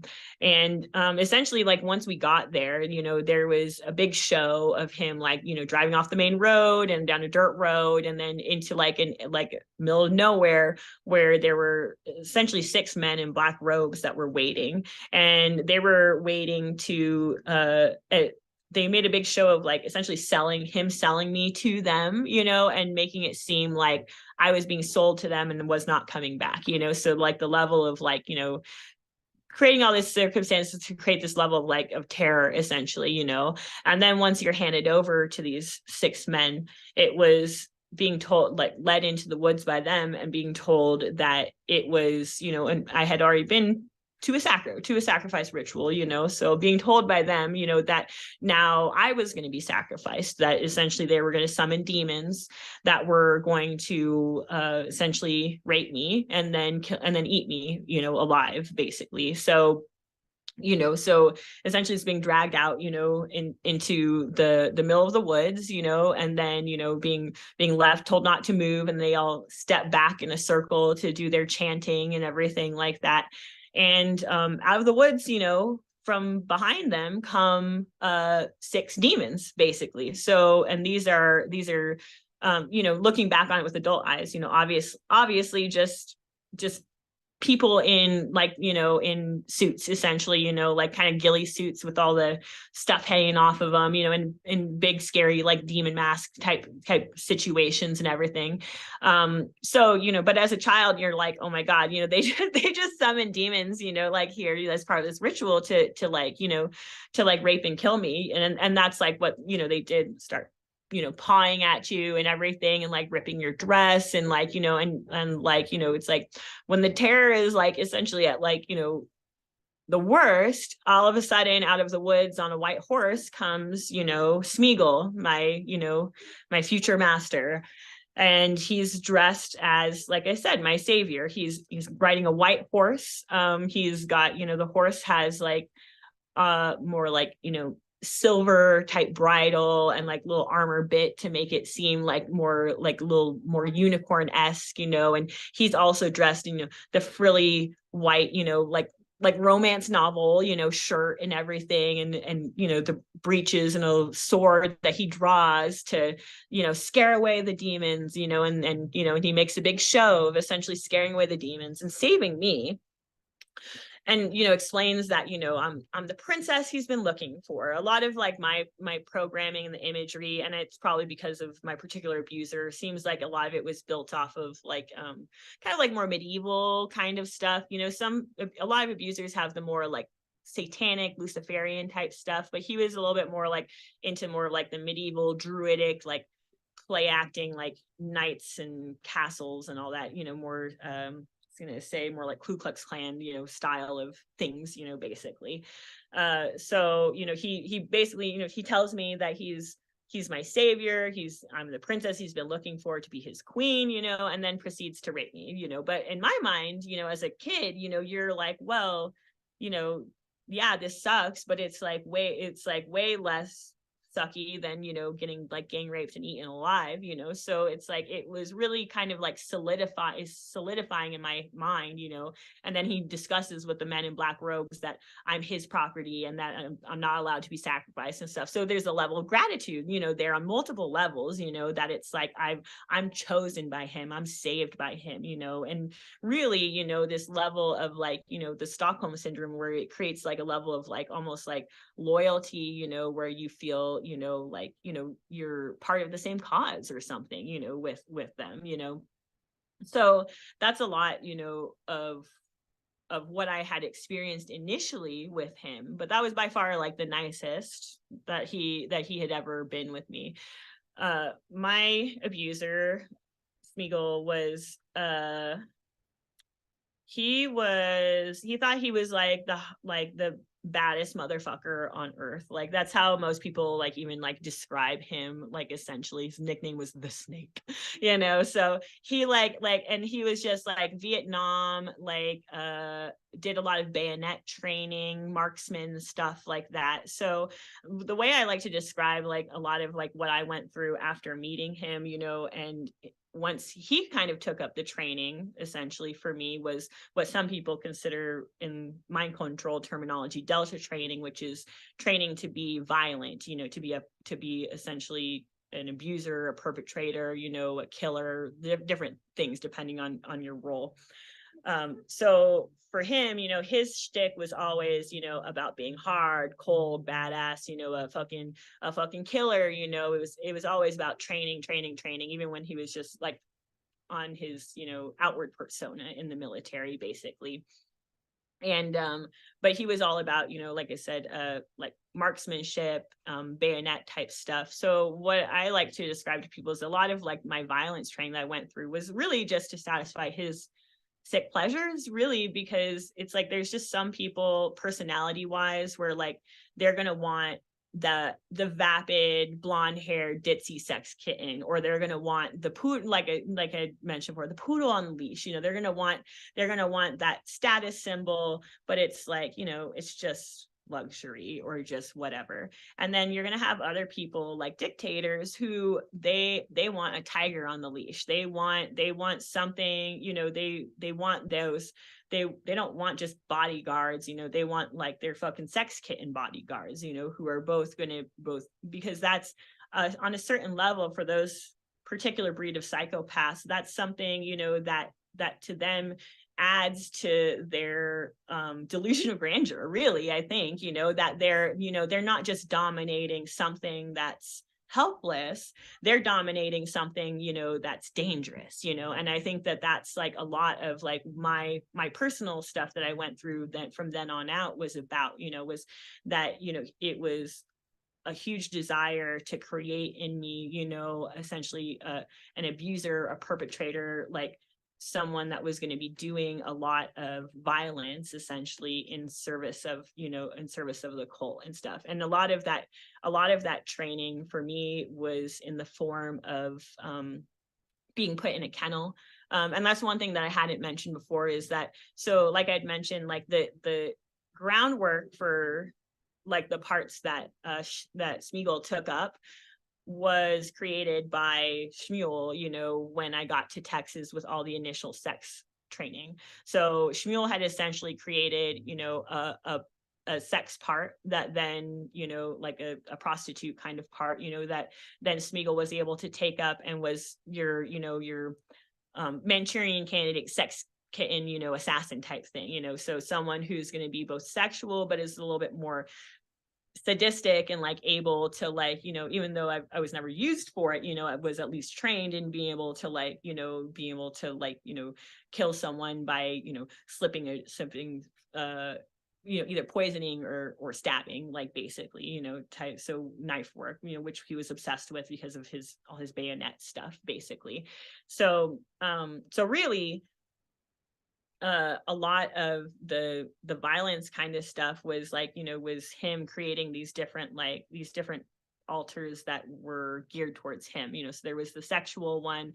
There was also a non-human altar that was based off of a dog for the beta training for just the pornography, and all of that training happened in a kennel that was outside of town. It seemed like it was more of like a long-term boarding type facility, and also had like a vet's office and stuff. But there were many times very initially early on when it was just the sex kitten training, where I feel funny saying sex kitten training, because for me it was never cats, it was always based off of dogs, but essentially, it was the sex training with, being left for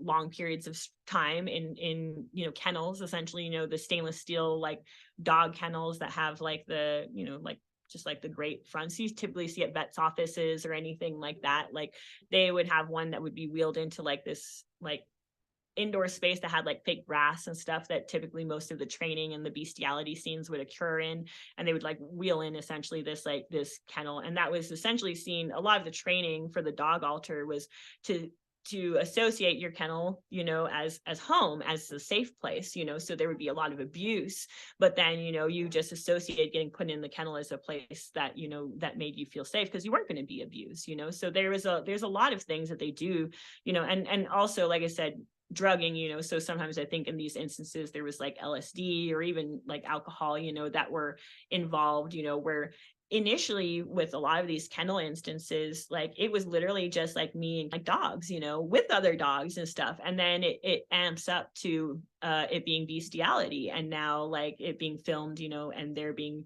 that involved, being essentially like myself and Susie that were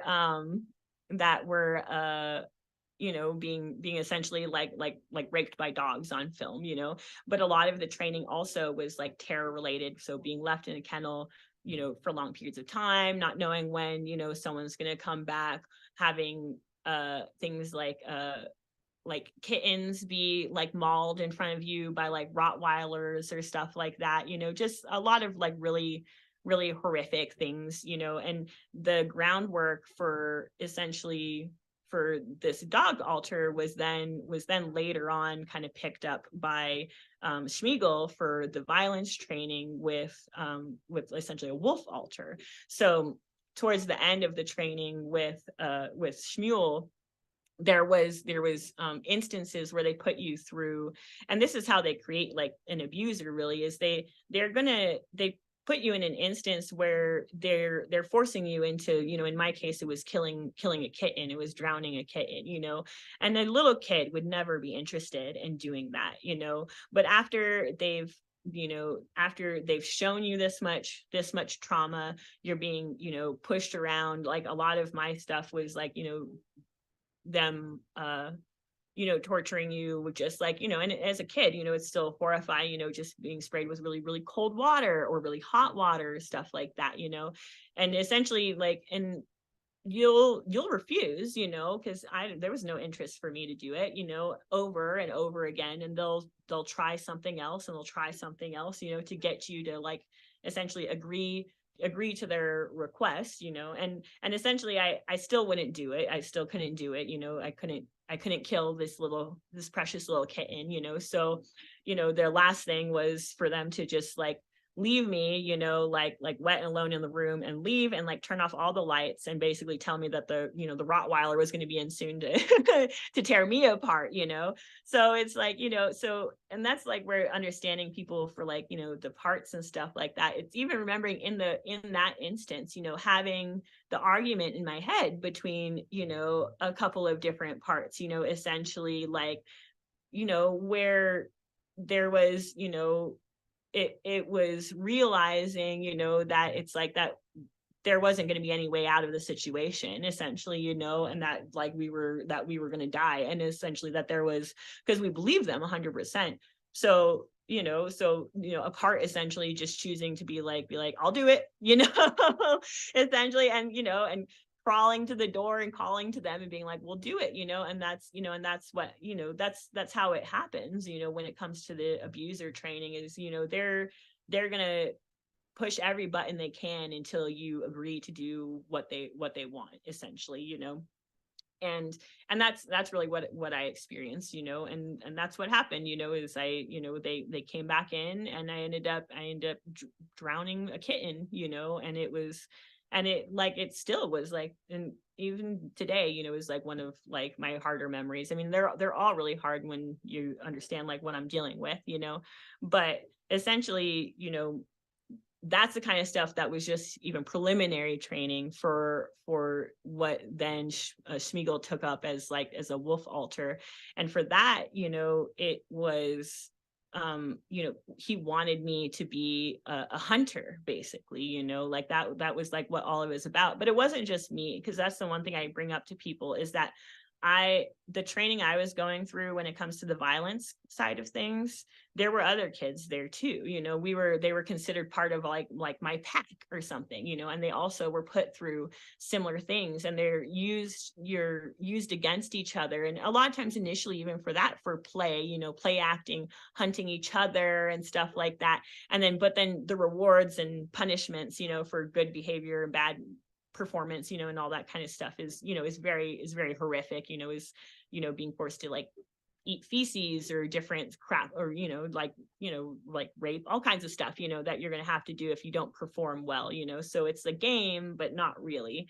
And then things essentially stepping up from there to being about, hunting, like, and this is all taking place at this kennel and like the surrounding land, essentially, like there was a lot of like rabbits and cats at the place, that were on hand. So it's like they would have rabbits or cats that had been like drugged or lamed or something, to make them like catchable, I guess, essentially for us. Because at that point it was more about the fact that we were they didn't want to give us like a normal rabbit or cat that we would just never be able to catch, and they would just like laugh, like, because they wanted us to catch him so that they could essentially force us to kill him. That was like the whole point of, once that's like where the exercise had gone,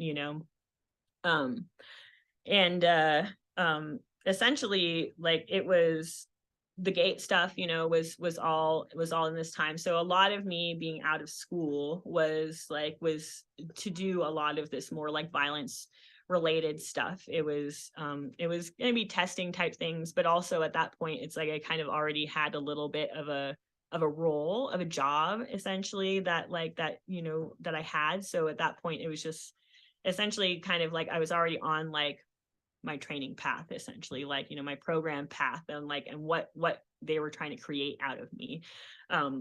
And a lot of that, you know, did have to do with the fact that my dad was in the medical field. So we can go over the wolf altar and the New World Order kind of style of training there, but just briefly I'd like to go over just like the last kind of bit of stuff was essentially the occult training, basically. So there was, you know, like I said, there was like the sex assassin part, there was like the wolf hunter part, and then the third part that was created, you know, for him was based off of the ritual abuse. And that was the fact that like I don't know how else to describe it other than that my role for multiple rituals that I had been trafficked to by him, you know, throughout my life up until I don't even know, up until college, was to be the butcher, essentially. Like so at a ritual you would have you know, it's like sometimes you'd be both the executioner and the butcher, but sometimes it would just be the butcher. So a lot of my stuff, my training when I was outside of school was just about like going to morgues, like anatomy knowledge and stuff like that. So understanding anatomy of both like animals and people and everything, and just understanding kind of like butchery type skills and stuff. So like dismemberment and like skinning, for example, and yeah. So essentially, like with that, you know, kind of stuff, it was, and when you understand the kind of psychopath that he was, you know, you understand, and that my dad too, you know, like I said, his favorite porn was snuff porn, you know, it was people being burned, being suffocated, you know, just the, you know, the worst stuff you can imagine, you know, like that. It's, you know, he would obviously have no problem you know, with this kind of stuff. If anything, like I said, like all these kinds of things he vicariously like thought like he got some sort of like thrill out of, you know, like somehow he was special because I was chosen to do these different things or to be used for these different things, you know. So that would be like my role essentially in different occult events, you know, would be to do the serving of the black mass. I don't know how else to say it, you know, but it would be to, you know, to essentially be, you know, like, you know, draining someone of blood, you know, serving the blood, you know, like being able to like pour things neatly. Like, I don't know how to describe it. Like that's each part has skills, you know, and that's like the butcher. That's one of the main things that was a big skill for like that part, you know, that part was just, you know, just being able to like pour things well, you know, doing just different stuff like that. It's like catering stuff almost. It's like, but it's with cannibalism. So it's like, it's pretty much the worst shit you can imagine. I've struggled with nausea a lot of my life for this reason, you know, it's been pretty difficult. So yeah, so it was a period of time in my life, you know, like essentially 5 to 7, where I was just doing a lot of this, like this training into learning about how to be, you know, to be violent essentially, and how to have these different like skills when it came to that kind of stuff, so that I could be just used for it later on, you know. But like I said, I think it's just because the abusers also get off on the fact that they're making us victims do these things, you know. So I had there was like a culmination event essentially that was it was a human hunting event that was him, that was Smeagol and 2 other handlers with their 2 other like kids that had been being trained for the wolf stuff too, essentially like being taken out from the kennel to a like further out, essentially like in as far out as we could go, essentially into like kind of a more deserty type area, and meeting I guess a human trafficker, you know, like a coyote or something. It was a guy in kind of like a beat up kind of red Cadillac style car, and um he essentially had three kids. So it was two little boys and myself, and then the handlers, Schmiegel, and then the two other, and then it was the trafficker, and he had three little kids that were almost identical, but they were three Mexican kids. They didn't speak English. So a little girl and two boys. And it was pretty much like the event was seen as our graduation, you know, the culmination of our training, where we were supposed to like hunt people for real, essentially. And that's a lot of like what that whole experience was about. And honestly, like a lot of like my guilt that I've had to deal with, even being like a little kid, you know, but because of how high up my master, my Schmiegel was, you know, I was seen as the leader of the pack. So it's the fact that even that I led the hunt, you know, is something that's really difficult to deal with, you know, or the fact that, you know, how a little girl, you know, just the way she looked at me the whole time, like, you know, when I finding them and bringing them back to these abusers, you know, like the little boys being forced to eat feces and the little girl being essentially gang raped by the three different men and stuff. And to just know that like that she was just seeing another little girl that was there and just not understanding like why it was that I could be participating in this stuff, you know. And it's like, but it's hard to describe to people that it's like for that part, that's your whole reality, you know, like that kennel is home, you know, that guy, that Smeagol, that is your master and responsible for your whole livelihood. And that's not someone you're going to risk displeasing, you know. And for that, and at that point too, you know, like I said, it's culmination of training. It's like you've done so much other fucked up stuff like that. For that part, you really are completely dissociated from your emotions. You see yourself as a wolf, you know. That's how I saw myself in that memory, that I was not a human being, you know, that I was, you know, that it's, you know, you feel like this disconnect, that someone's just prey and not another human being, you know. But that's the amount of trauma they have to put you to put those walls up to where we can really, you know, create that compartmentalization and everything. So yeah, so she was you know, she was gang raped, and then Schmiegel essentially, I don't know if he killed her, you know, or if it was us kids, you know, but essentially it was him like holding her up, but his hand was like over her nose and mouth, like both essentially, like and like forcing like us three kids to essentially like to stab her basically. And then once she had passed away, you know, it was, you know, he like took her right nipple and cut it off and ate it, and then told us that we also had to do the same thing. And pretty much the whole instance was like, you know, was pretty much saying that it's like we were either wolves and allied with them and like and this, or we were little boys and girls, and this is kind of and we were shown kind of what happened to little boys and girls, you know. And so it was just kind of more stuff to solidify like the thought in my head. That was a big part of healing, was realizing when my therapist said if the police showed up right in that instance, they would not have arrested me, you know, like a little 6-year-old, you know what I mean? Like they would not have arrested me. They would have taken me into protective custody too, even though I was being forced to do horrible things, you know, like, and that's a huge part of healing, is like you said, is really looking back and understanding how young and manipulated we were, like for all of these events, you know.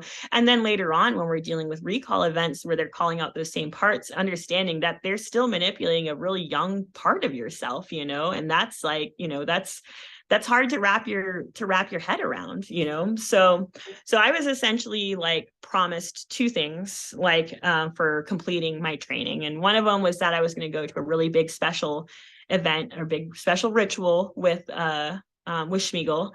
And then the other one was that I was going to go to Disneyland.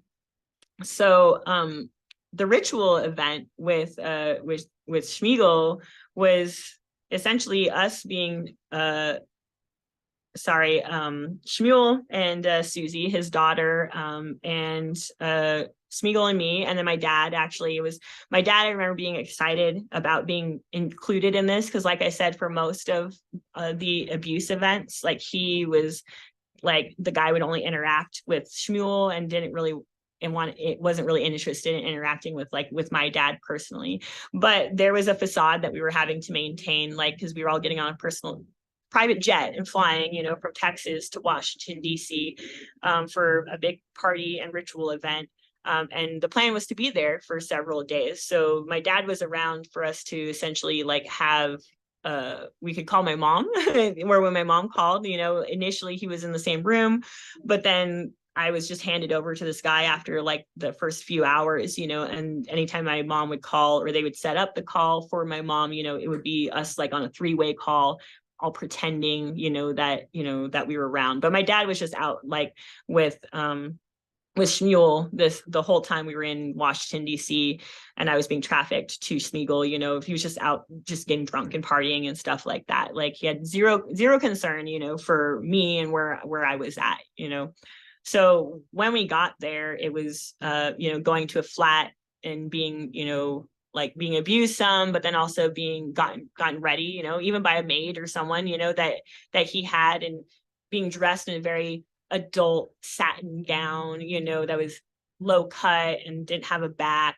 big slits up the leg. It was a red satin to match his shirt, and he had a gold mask to match his gold sun mask essentially, and then he had black pants, black cloak, and it was very eyes wide shut. It was a really nice ritzy location.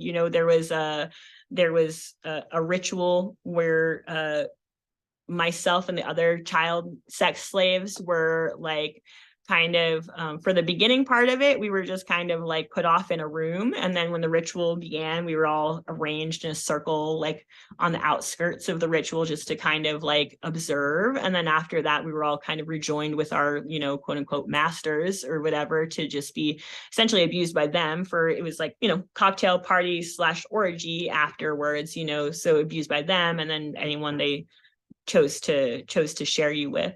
But essentially, like, I had 2 or 3 days of just being with this guy in his apartment, and just being used by him. One thing I like to let people know is that as big of a man as hard as he liked to say he was, when it came to sex, like he was interested in me always being drugged to the point of like being like a sex doll, being like completely non-responsive, as in zero resistance, and if I wasn't, then I had to pretend, that was the case, so real big man, right? But essentially after a couple of days of being kind of like used and drugged by him, I'm not sure which, I had like kind of a near-death experience basically, where it seemed like I left my body, and I don't know if it was like an OD from the drugs or if it was just shock, from all the stuff that I had been going through, because a lot of, it's when you're dealing with like, rape and anal rape and all that kind of stuff, when you're dealing with like kids and stuff, it's, damage can be done, so it was essentially me like leaving, like it's a very vivid memory of me leaving my body, and being brought to like a hospital, and essentially having a conversation with my higher power to, decide if I want, if I wanted to go back, and higher power understanding that if I didn't want to, that it would be okay, to. But essentially that's where people have to have compassion if they're early in healing for parts that are seen as evil or allied with the abusers, is because in my experience, that's the part that stepped forward to say, I'll take this burden, like I'll do the bad things, I'll fucking hold the bad things I need to just for us to survive, and really in healing, like I think that's where a lot of healing comes from, is when we can understand those parts of ourselves that did feel so like allied with the evil people in our lives, that we can really see, that like that it really was just part of ourselves, just trying to help us survive, something that, that no one should ever go through. Yeah, so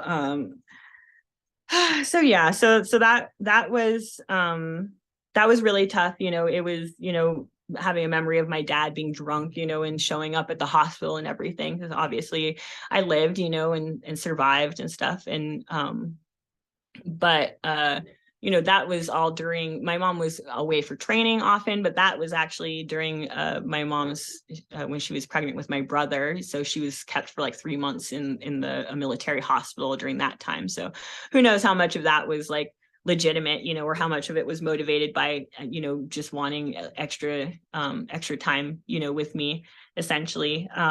But yeah, they ended up retiring from the Army right around that time, though, and we moved to Arizona.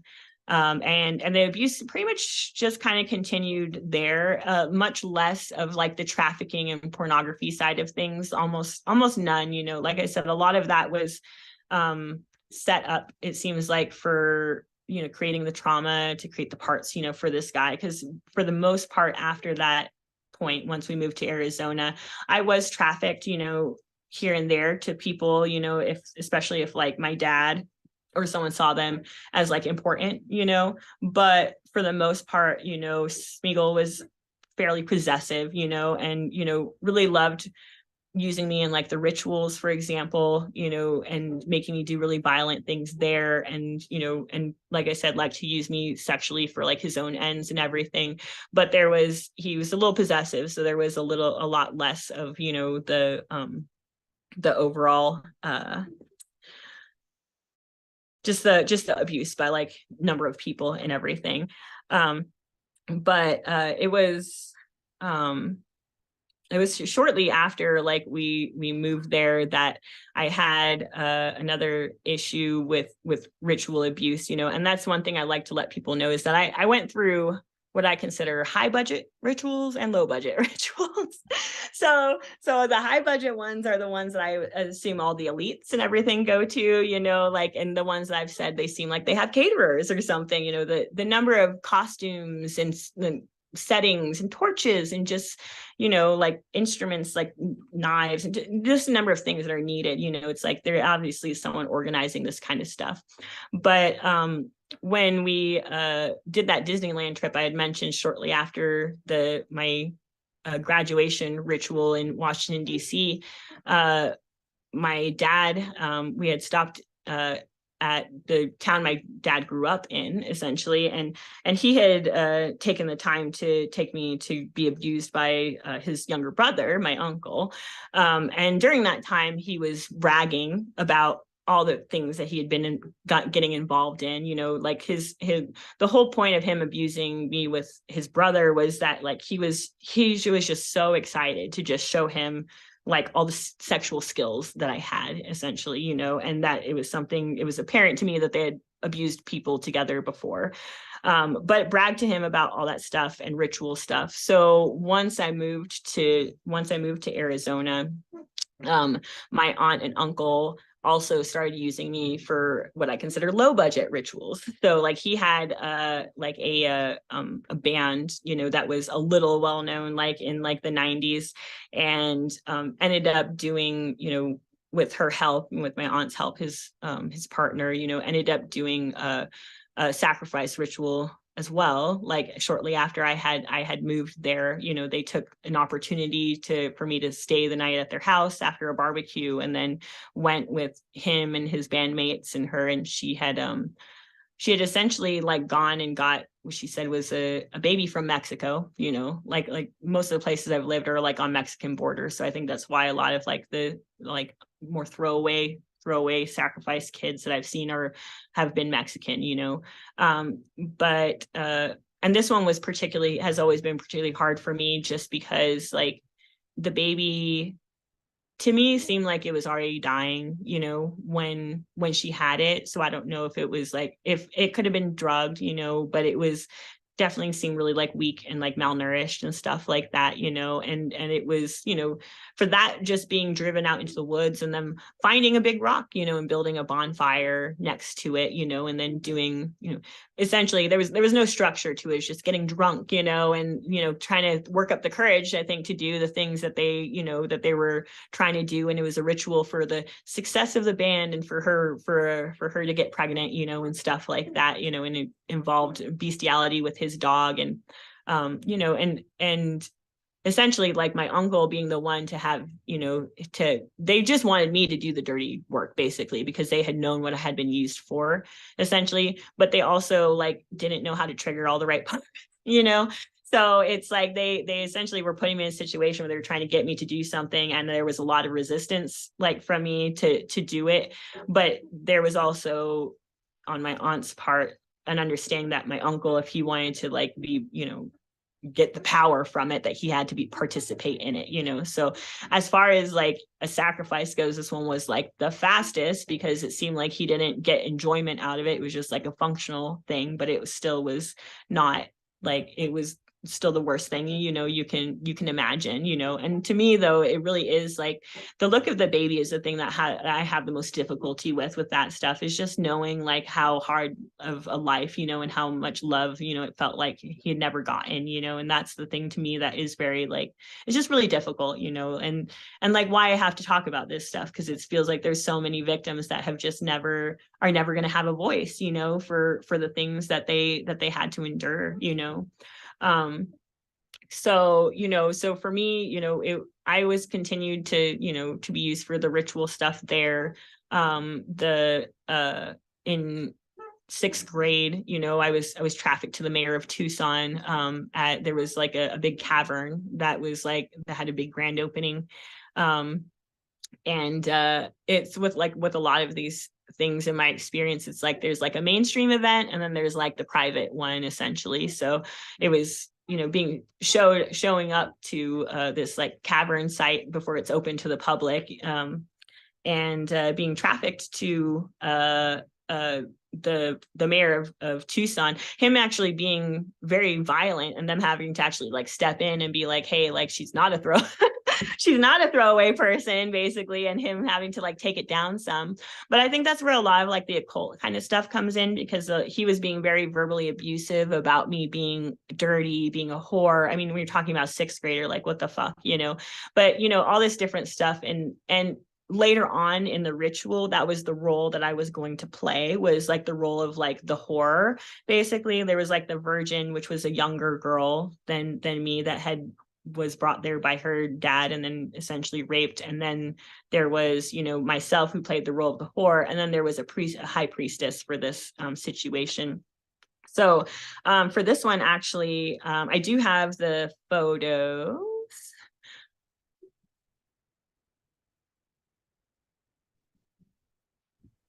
Which one was it labeled? Sorry, this would be cavern ritual. Cavern ritual. Okay, 1 second. See the second one. Real quick. Cavern. All right, here we go. Share.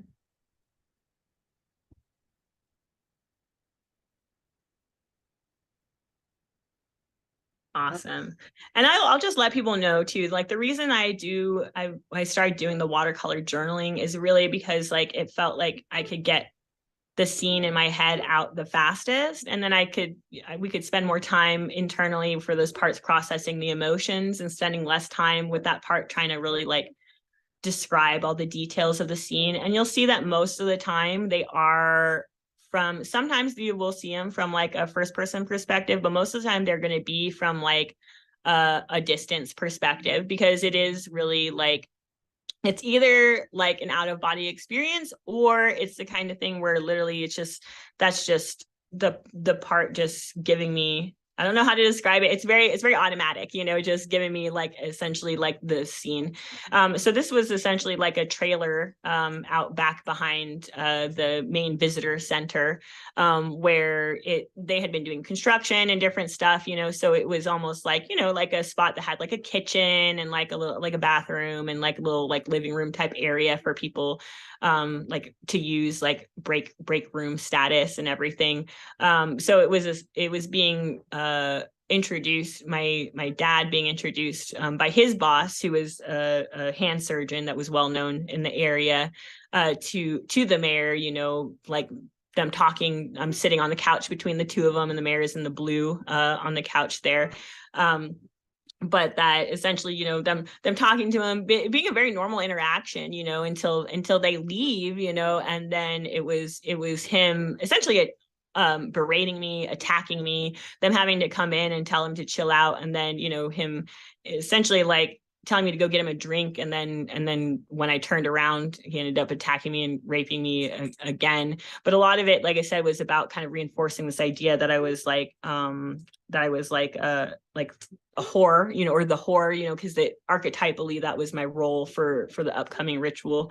So the next one is like the scene from like inside the cavern.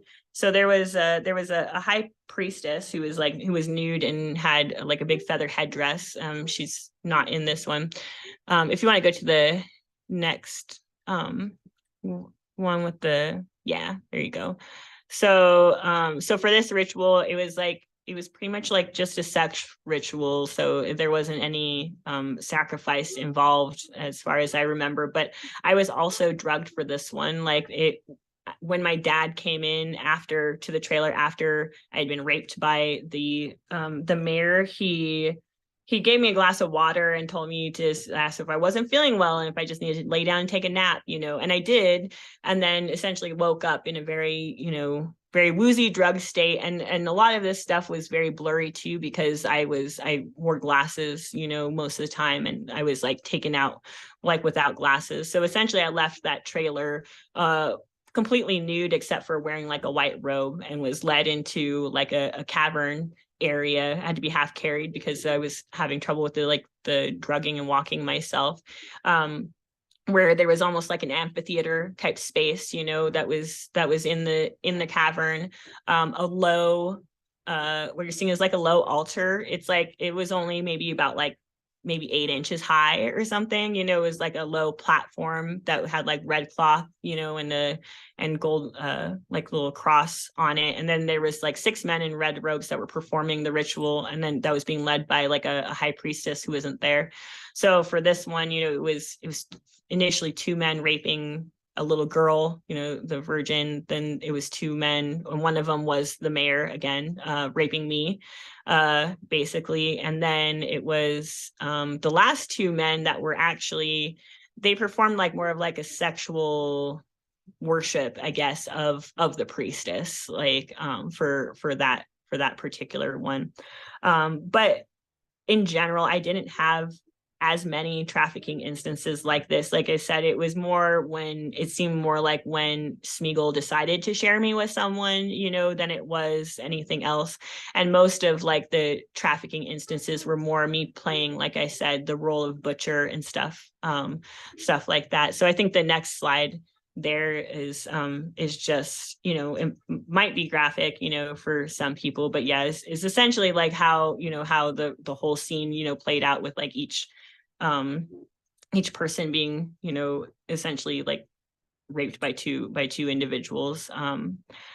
So that's kind of like the whatchamacallit. And I think we're good on the photos now, but that's kind of like the repetitive nature that that this kind of stuff would have. Like it wasn't super often because my mom was a stay-at-home mom at that point, but it was something that that happened fairly regularly up until college, and that's the thing that's difficult to explain to people, is that up until college there were still times where I was literally being triggered out in public by my abusers and stuff, and then being essentially like picked up. And that was either a night, because like I said, I was out, I was in college, I was out doing a lot of a lot of partying and stuff like that. A lot of times it was just someone finding me at the bar or the party, and you just leave with them, and friends are just like, well, okay, just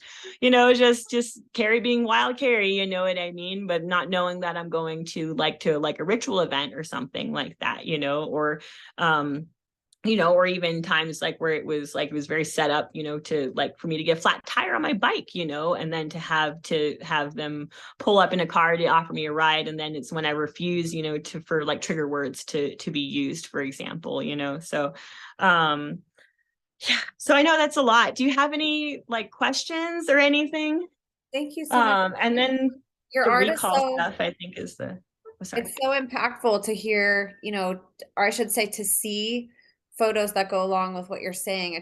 It creates such a different internalized experience of understanding for this. So I really appreciate you showing that. And it's amazing that you're just the power in our minds, how we're able to extract information sometimes better with our hands than we are Mm-hmm. another way, and Yeah, I love that you found different ways to be able to do that, because not everybody's going to have the same experience of how they're healing. And I always love like giving people tools, like if nothing else works, like try this, try drawing it out. It mm-hmm. might not work, but it's another tool, and you had success doing it. And I think it's interesting how you saw it. Like some people feel things, some people will hear stuff. You had like a powerful visual that you could easily, draw out and then construct the story, like reverse engineer it from there and be like, all right, what am I looking at?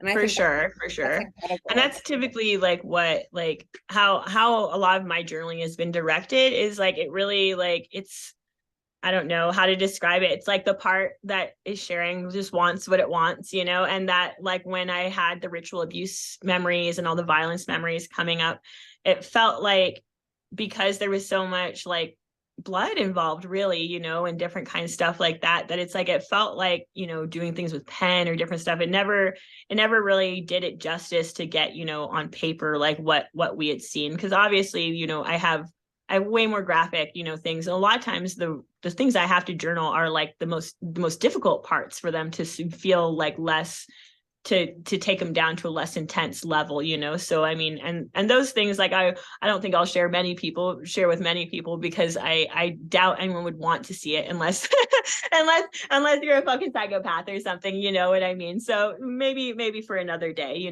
just so that people can really, I mean, if they really want to internalize like what this shit is. But in my experience, like when survivors put out more graphic survivor art, it seems to be like the abusers that collect it. So yeah, That's a good point. that's all I'll say, so that's kind of part of why I was like, do I want to put this out, so but those things Good. that do describe the scene I think are important just to show people, just the reality of like of what we're dealing with, so I mean the last thing that I okay. I'm sorry, are you able to say who the mayor was at that time?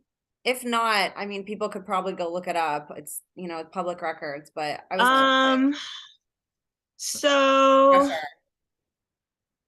I'm torn about it because the thing is, if people were to just look at the year and look at the mayor, it's going to give you the wrong person, basically. So, and he's deceased, essentially too. But his name is George Miller, and he was essentially. So if people look at the year, it says that it's the next mayor coming in, but it was during the transition time, basically, where he was still mayor and the new guy hadn't officially taken over power. So he was on his way out.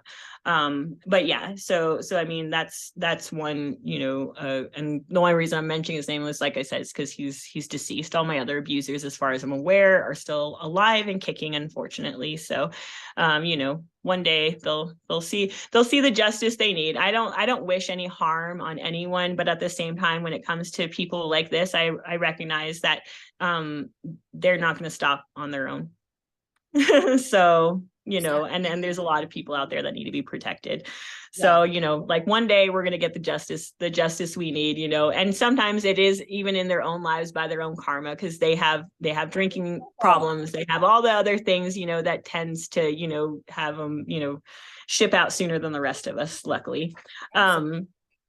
Yeah. So I guess the kind of like last thing in like in my timeline that I had kind of wanted to go over a little bit was just the recall event type things. And when it comes to the recall events, like that's the thing, like, for most survivors is the hardest thing to kind of wrap your head around. For me, it was for sure, just because it was this belief, that I had not had experience in my adult life, with these people at all. But there are a lot of survivors of trafficking and like, these more like, more intense, like mind control style events, where they're really trying to create something out of you, essentially, that, have experienced what they call like recall events, where essentially it's almost like them, your abusers, the abuser network, picking you up later on in life to essentially trigger you, into the different parts, the different alters that they've created, and reinforce all the programming that they put in, and for me, my hunch is, when I look at like my age and everything, my hunch really is, I was 26, my hunch really is that it's, at least when I look at it in my life, that it's something that they're trying to do to like head up when they know that your brain chemical changes are typically happening and stuff like that, when those dissociative barriers are going to start coming down, that it's almost like, at least for me, that's how it felt, is it almost felt like it was an opportunity for them to essentially see if they could trigger those parts still, see if they were all still like reinforced in the negative beliefs that they have, that our abusers are all powerful, that, that we could never talk, all the things that reinforce us not healing, not talking, about what happened, all of that stuff, so for me, it was, with my experience, that, with my aunt and uncle getting involved in like the ritual abuse stuff, like I have a feeling that my aunt became more involved in the organization herself, through like my dad and stuff as well, just because her daughter, who's about 10 years younger than me, was also trafficked, to the organization as well, and I think like this recall event was essentially set up, it was a pretext set up, by her, for a vacation that then essentially put me right back in the clutches of Schmiegel, essentially, and someone he had there as like his assistant.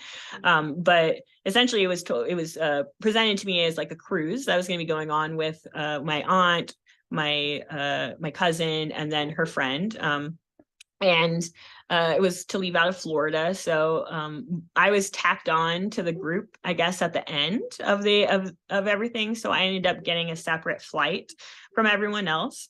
So for my recall event, to describe, like what it looked like, it was essentially arriving at the airport in Florida. And as I got off the plane, there was a man just in typical tourist clothes that essentially like I made eye contact with, and he did like, a weird like kind of hand motion with like his two hands basically. And at the time, this is before I was healing and everything, like with most people with DDNOS, we tend to have like a very, mask like shell like front personality that's like exactly what our abusers want. So I had no ability to like recognize abusers at all. Like I was just always easy. I didn't have anger. I didn't have sadness. I was very dissociated from those emotions, and everything was just like I was kind of an airhead. Like I don't know how else to put it, like very like, what an abuser wants, someone that has no intuition is just going to let them walk all over them, so, and especially, then it's like, oh, a guy, makes eye contact and smiles, and yeah, he gave like a weird hand movement, but it's weird with this kind of stuff. It's almost like you see it, but then you immediately like discount it, it was just like, oh, well, that was like weird, like on to the next thing, I'm walking through the airport, finding my spot, so it's like, well, that was weird, but whatever, get on the shuttle, show up at the hotel, like where I was going to be meeting up with my aunt and everyone. And essentially Smeagol was there. But I knew I kind of recognized him because he made eye contact with me and smiled. So I walked up to him, but at that time, I didn't have my memories entirely of all the stuff that I had gone through as a kid, other than knowing that he was somewhat familiar. It's like, it was just this feeling of like walking up to him and him just being plain clothes. He's an older man, he's probably like 60 some, or early 70s at that point. Walking up to him, and because it's like instinctual. I don't know how to describe it. It's like, it's like that when part of you recognizes it. So it's like, as soon as I make eye contact and he smiled, it's like I walked up to him and he went to shake my hand and then kind of pulled me in for an embrace and said like, kind of like a little weird phrase essentially in my ear. And I was like, and it's kind of the same thing where it's like, you like let go of him, and then it's like almost immediately I'd forgotten that interaction had happened. I was just like almost like, oh, that was weird, and then I just like moved on to like walking to the front desk to find out where my aunt was. But the hand signal and the verbal signal kind of combined essentially created like a dissociative switch in me after I had gone to sleep for the night. So I went to bed like normal, but with that trigger, like I would have a part, the sex assassin part that Schmiegel had created. She was kind of like a madame for the other sexual parts in the system, so would call out the sexual parts that were needed depending on the situation and everything, but had a more of an abuser kind of role because of that, very Ghislaine Maxwell, So essentially, her job, was to, once we went to bed after midnight, to then leave the room, exit the room. So we exit the room, and outside the room is the younger of the two men. I just call him, Smiegel's assistant. And he's waiting there for me to escort me like onto the elevator and into a different room where Smeagol was waiting. And it was seeing him, and he liked, when for that sex part, it was to call him daddy. Basically, that was his, like many abusers, their preferred choice of term, I guess, and so it was immediate recognition, like oh, hi daddy, and being essentially given a pill, because like I said, that's what he liked, is he liked me being not all there, and everything, and some lingerie essentially to go get changed, while he set up the cameras with his other guy. And essentially for that night, it was calling out, different sex parts, where the whole point was because I was in a loving relationship with like my partner, who's I've been together with like 11 years, and he's like, he's one of the main reasons I've like healed is because he's just so loving and supportive and amazing. He's just the best father that like anyone could ever imagine. But I was had a really strong relationship with him, was in love with him, and everything. So a lot of that that night was about blackmail, was sexually humiliating me, like making me do like a lot of things, or doing a lot of things like to me, like that were, and a lot of it too was because they were pulling out, like the child sex alters and stuff like that, is like a lot of like performance on my part that would be very humiliating, if it were to come out, especially my partner would just see it like with other people and everything like that, so that really was kind of like the thing that kind of set the tone. It was almost like it was like the blackmail that was for my current self was like the thing to start everything. And then there were 3 nights after that were on the cruise itself that I had the same thing happen, where I would be triggered, and then I would leave my room after the night, after I had gone to bed, and then go up to their room, and then more programming would take place. So like the first night,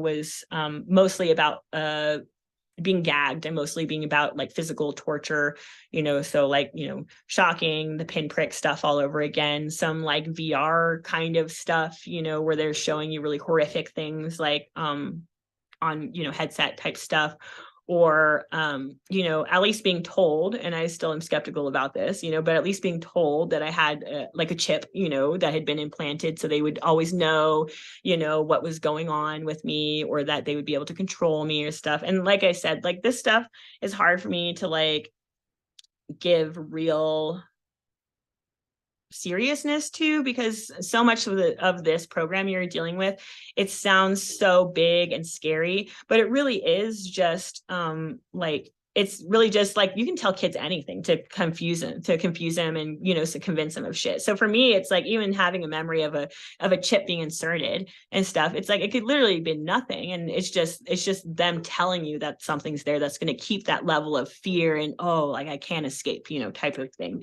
So, so there was a lot of that. The second night was to call out all the cult allied parts that Smeagol had done, so, and making us doing a real fancy late night dinner, and just essentially that night didn't have as much trauma to it. It was more like reinforcing the reason why we wanted to be part of the cult, and my cousin being there at like that fancy dinner too. So she was also being trafficked to some guys there, the whole dinner, was people that were in the know, so there was obviously other people on the cruise that were all like part of the same thing, basically. And a lot of the thing on the cruise too was about me essentially signing documents, at that night, being, wined and dined, and then presented with documents where I was essentially like, legally signing over and agreeing to everything that they said, including like ownership over my children or something, like any future kids that I have, we're gonna belong to them, and all kinds of stuff, like that. So, and that, for that part of you that's 100% allied, it's like that part of you has no feeling towards kids or anything. Like that part of you is the person, that evil queen that they wanted to create, at that point. So for that person, it's like, I don't have attachment to kids. Why would I have any problem signing this document? But to look back on that as a mother, and to see like how much they can manipulate someone to be at that point, it's just sickening, and heartbreaking, And the last night of the cruise, was there to essentially call out, my more sexual sadistic alter, to abuse my cousin who was underage at the time, so that's part of like why I was bringing stuff up, is that with all this blackmail stuff, that's what it is. It's blackmail, and if any of these things were to come out, like, especially because I was over 18 when these dissociative parts were being exploited, it's like, if there was no context for this kind of stuff, it's like, I would hate me too, like, so it's like, it's understanding completely, that like, I don't know, a lot of it is trying to take away the powers of the manipulation and everything, so that was one part, of the recall event. And then the second part of the recall event, which I consider it the second part, even though it was like, over a year later, was essentially a trafficking event where I had gone to Paris with my mom, and same situation. I had started to be triggered while we had arrived in the airport and started feeling really violently ill, kind of because of it. And like, I have a feeling at that point my triggers weren't working quite as well, because there was multiple times where I was getting the hand signal, like on the trip that I was seeing, like at the Musée d'Orsay and stuff. But eventually, I had seen the hand signal several times, and then once we were at like a fancy dinner for my mom's birthday, I was down in, all the basements, or all the bathrooms in Paris are in basements, basically. So even this schwanky ass spot that we were at had a basement bathroom. So I went down to town to this schwanky basement, to use their bathroom. And Schmiegel was there, to essentially, see me as I came out of the bathroom and give me the verbal signal. So what we see here on the screen is essentially the bottom left-hand corner is just me, leaving the hotel, like at, in the middle of the night, and literally at that point, it's like, for anyone, even the front desk people, it's like, it literally would have been me, of my own accord, walking out of the room, walking past, they probably would be assuming that I'm having a cigarette or something like that, just walking out the lobby, waving, like waving to the people in the lobby, like, oh, like, have a great night. Okay, cool. Thanks. You know what I mean? Like, and just going out, and there being essentially like a guy waiting to open the door for a black limo for me. And I got into the back, and Schmiegel was there waiting. And he, he essentially was kind of finished doing some things to kind of like ensure the right part was out, including sexually abuse me. And then I was brought to this Frenchman's apartment, basically, who I had been trafficked to, and he was hosting a cocktail party that was a pre-ritual cocktail party. So a lot of that event, was just me. That's the bottom right-hand corner. Is just me hanging out with the Frenchman, the man I had been trafficked to. Remembering conversation of like how fucked up it was that it's like, there's a certain level of like them sharing their slaves with each other too, that just feels like, it's they're living vicariously through their slaves' abilities or something, so it was just like him, Smeagol giving me to this guy, and just it feeling like it was all for Smeagol to feel like more cool or more powerful, or whatever, because he had gotten this guy like the perfect sex kit, and that's like what, they had talked about, was just that, this Frenchman had been looking forward to meeting me because I was more like European sex kittens as opposed to American ones, because I wasn't just like I wasn't just the Marilyn Monroe, I wasn't just, I had like the art stuff, and I was academically, I was always, like I said, GATE program and everything. I was always very, academically advanced, and that kind of stuff, and then not to mention, the occult kind of skills, all that stuff for them was just something that just made me a more fascinating sex kitten, a more, and he just was so intrigued that I was like an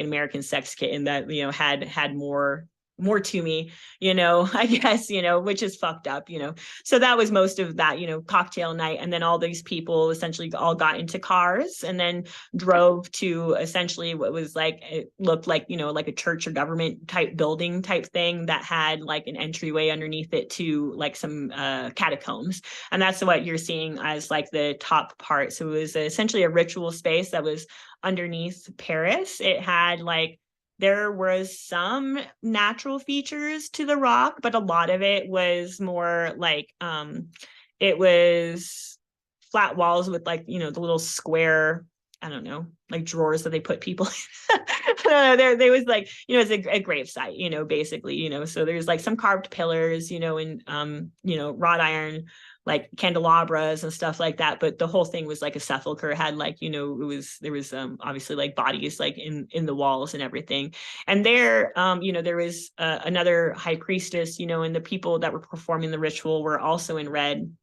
I was like dressed before that in like literally just a like an executioner hood. It was like nude and with like kind of a gold belt and dangly thing, and then just like essentially a red executioner hood that like fully concealed like my face and everything. And and for that one it was uh that one's tough too, because it's like, different age ranges, it's like babies, they don't have as much awareness, but she was like more like a toddler. She was more like 2 or so, like 2 or 3, it was a little girl, victim that had been essentially, was sexually abused. And then after that, it was essentially my job to go and,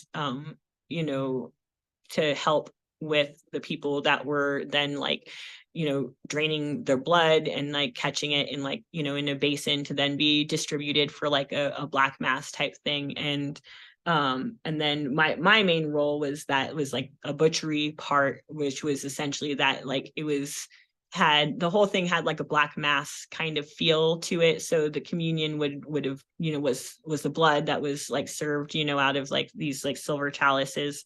And then there was for like, I guess the communion, it was like the digits of like the fingers and toes that it's like I had to like separate essentially, like, and then that's what cannibalism style, that was like what was like served for the, like their black mass. So that's the next slide there, would be what you're seeing there, which is essentially the high priestess standing behind me, like, and me with the little girl, essentially like she's already deceased there, but essentially like doing some dismemberment so that the line of people that's waiting there that have been witnessing the ritual can like essentially come up and partake in the cannibalism aspect of things. So yeah, so as far as I'm aware, it's hard when you're dealing with dissociative stuff. This is like the last time that I had any interaction with these people. I had a big lag in college prior to this recall event because I essentially my programming was breaking down, and I was just kind of like in self-destruct mode and had kind of decided, was just being really promiscuous, like other than what the cult, and Schmiegel had wanted, so after several instances during college of trying to like pick me up and like really like reinforce the humiliation and different stuff to try and get me to like not be going so crazy, essentially, like it's like he just kind of like I don't know, he lost interest with me, basically. It's like they're only interested in people they can really control, and I like at a certain point I got to the point where I was in self-destruct mode. So that's part of why, and there was a lot of things that he did to make me cut myself, doing a lot of things to try and like reinforce like putting that stuff back in a box, because essentially, you know, he just wanted to have control over who he didn't want me, you know, sleeping with who I wanted to sleep with. He only wanted me to sleep with who he wanted, you know, essentially. So until the recall event, you know, and then after that, it was probably maybe a year after the Paris event that I really started, like, you know, I had been breaking down for years, you know, during like the heavy ritual time, like October through December, consistently. It would just be every year I would go through the deepest like depression and just like, you know, really be ready to give up on everything, you know. And that's kind of where I was at, you know, after like the Paris stuff. You know, it's like you have all the flashbacks coming up, all the emotions and different stuff, and not having like the context for it. You know, I was really in a place of ready to like to give up, you know. But that's also why I'm like grateful, is when we hit our bottoms, you know, is when we like is when we have the opportunity to go the other direction, you know. And as much as I was ready to like give up when it came to just dealing with like the mental health struggle and the PTSD symptoms like my whole life, and you know, it was my empathy and the fact that it's like I had loved ones in my life and I couldn't do that to them, you know, that made me start to like really work on myself and heal, you know. And from that, you know, came some of the roughest years of my life, you know, because when you choose to look at things you've put in a box for so long, you know, it does sometimes feel like it gets rougher before it gets better. But that's the thing I always come back to people, is that it's worth it, you know. That the number of phobias, triggers, just everything that I used to have, you know, prior to dealing with these with all this stuff from my past, you know, was infinite, you know. And the number now, it's like it feels like a handful. So it's like the way that it can really give you ownership of your life again, to not feeling, you know, not feeling like a slave, feeling completely empowered. And, you know, and now getting to the point where I can see, you know, I can see Smeagol and the way he looks nowadays in his 80s with his giant alcoholic nose, and just know that if I were to like see him on the street, that at this point he would be the one afraid, not me. You know, he would be the one like, oh shit. You know, and that to me is like, you know, it's a feeling that I can't like, I really can't, like, you know, it's worth more than the world. Feel like I can protect myself, protect my son, you know, and that, you know, to really feel like these motherfuckers don't have any power over me, you know. That's, you know, it really is the best feeling in the world. I think the only thing I didn't go over, you know, in regards to stuff, if you do want to get into it, or, you know, we can always talk about it at another time, was just the New World Order aspect of things, you know. Like I said, that I kind of feel bad because I kind of laugh a little bit when I talk about the New World Order stuff, because it's kind of hard for me to understand, like, especially knowing how fucked up their timeline Yes. is, like how much of this stuff was ever going to happen, and how much of it is literally just like delusions of grandeur with like psychopaths. Because it's like, you're going to tell your slaves a lot of things, you know, and they're going to believe them because we're kids, you know what I mean? But it's like, it's so consistent with survivors to be talking about, you know, even in my own life, that was a lot of what broke that programming, was to realize like, oh, like I'm like way older than I was supposed to be for the roles that they gave me, you know. Like I've already, like, my expiration date was 35 and I just turned 35 last month. So even that, like, was for me, was like, you know, was that I was told that I was given, most slaves had a 30-year-old expiration date, but I was special because I was given that extra 5 years because I had other roles, you know, other than just sex kitten stuff, you know. But to know that even that is like, oh, like like that was supposed to happen when I was in my 20s, you know. And like, you know, and you know, here we are now. It's like I'm still living my life, and you know, and like I've never been picked up, you know, and enslaved again, you know. It's you know, it's a beautiful thing when you start realizing like how much you know, there is a lot of very real stuff to be worried about when it comes to psychopaths, but there's also a lot of stuff that's just total bullshit, you know. Well, and talking to you about, you know, you made a good point, just these illusions of grandeur, almost like they try to be so clever, and like it if what they did wasn't so horrifying, it would almost be funny, the effort that they put into some of the stuff. Like whenever you were going over that ritual when your savior came in on his white horse, Yeah. like I was in that moment thinking about it from your child's eye, but then afterwards I had a flash of, that is so silly that adults get together and like they literally got a white horse from somewhere. They'd Yeah. shoot up like he was Fabio. They'd dress Yeah. up like And it's like in his mind, he's like, it's an experience for him that he's like, I don't know. It's like this whole like he facade rescued that's set a up for him to 5-year-old. be. Yeah. It's like, All that what? effort to like make a 5-year-old feel like she's Indebted to you. Yeah. it is just so bizarre just to think about, actual grown adults who are probably respected in their community, probably have a lot of money, a lot of resources, like literally sitting in a room like, all right, who's got the horse? Like who's gonna go get the horse? Where do Yeah. we get a horse from? Who's got my white outfit? Who's gonna do my hair? It's like Yeah. so it sounds crazy because it is like these are literal Yeah. crazy people doing actual crazy things. You know what I mean? Hmm. And it is like it's so bizarre to think about being a part of this world and how much detail and thought goes into everything that they do. But also like if you take out anything else, like if you just look at like the overview of like what they're planning, like how incredibly like silly most of it is. You know what I mean? Hmm. It's just so hard to even fathom, but I completely agree with you. Yeah. Yeah.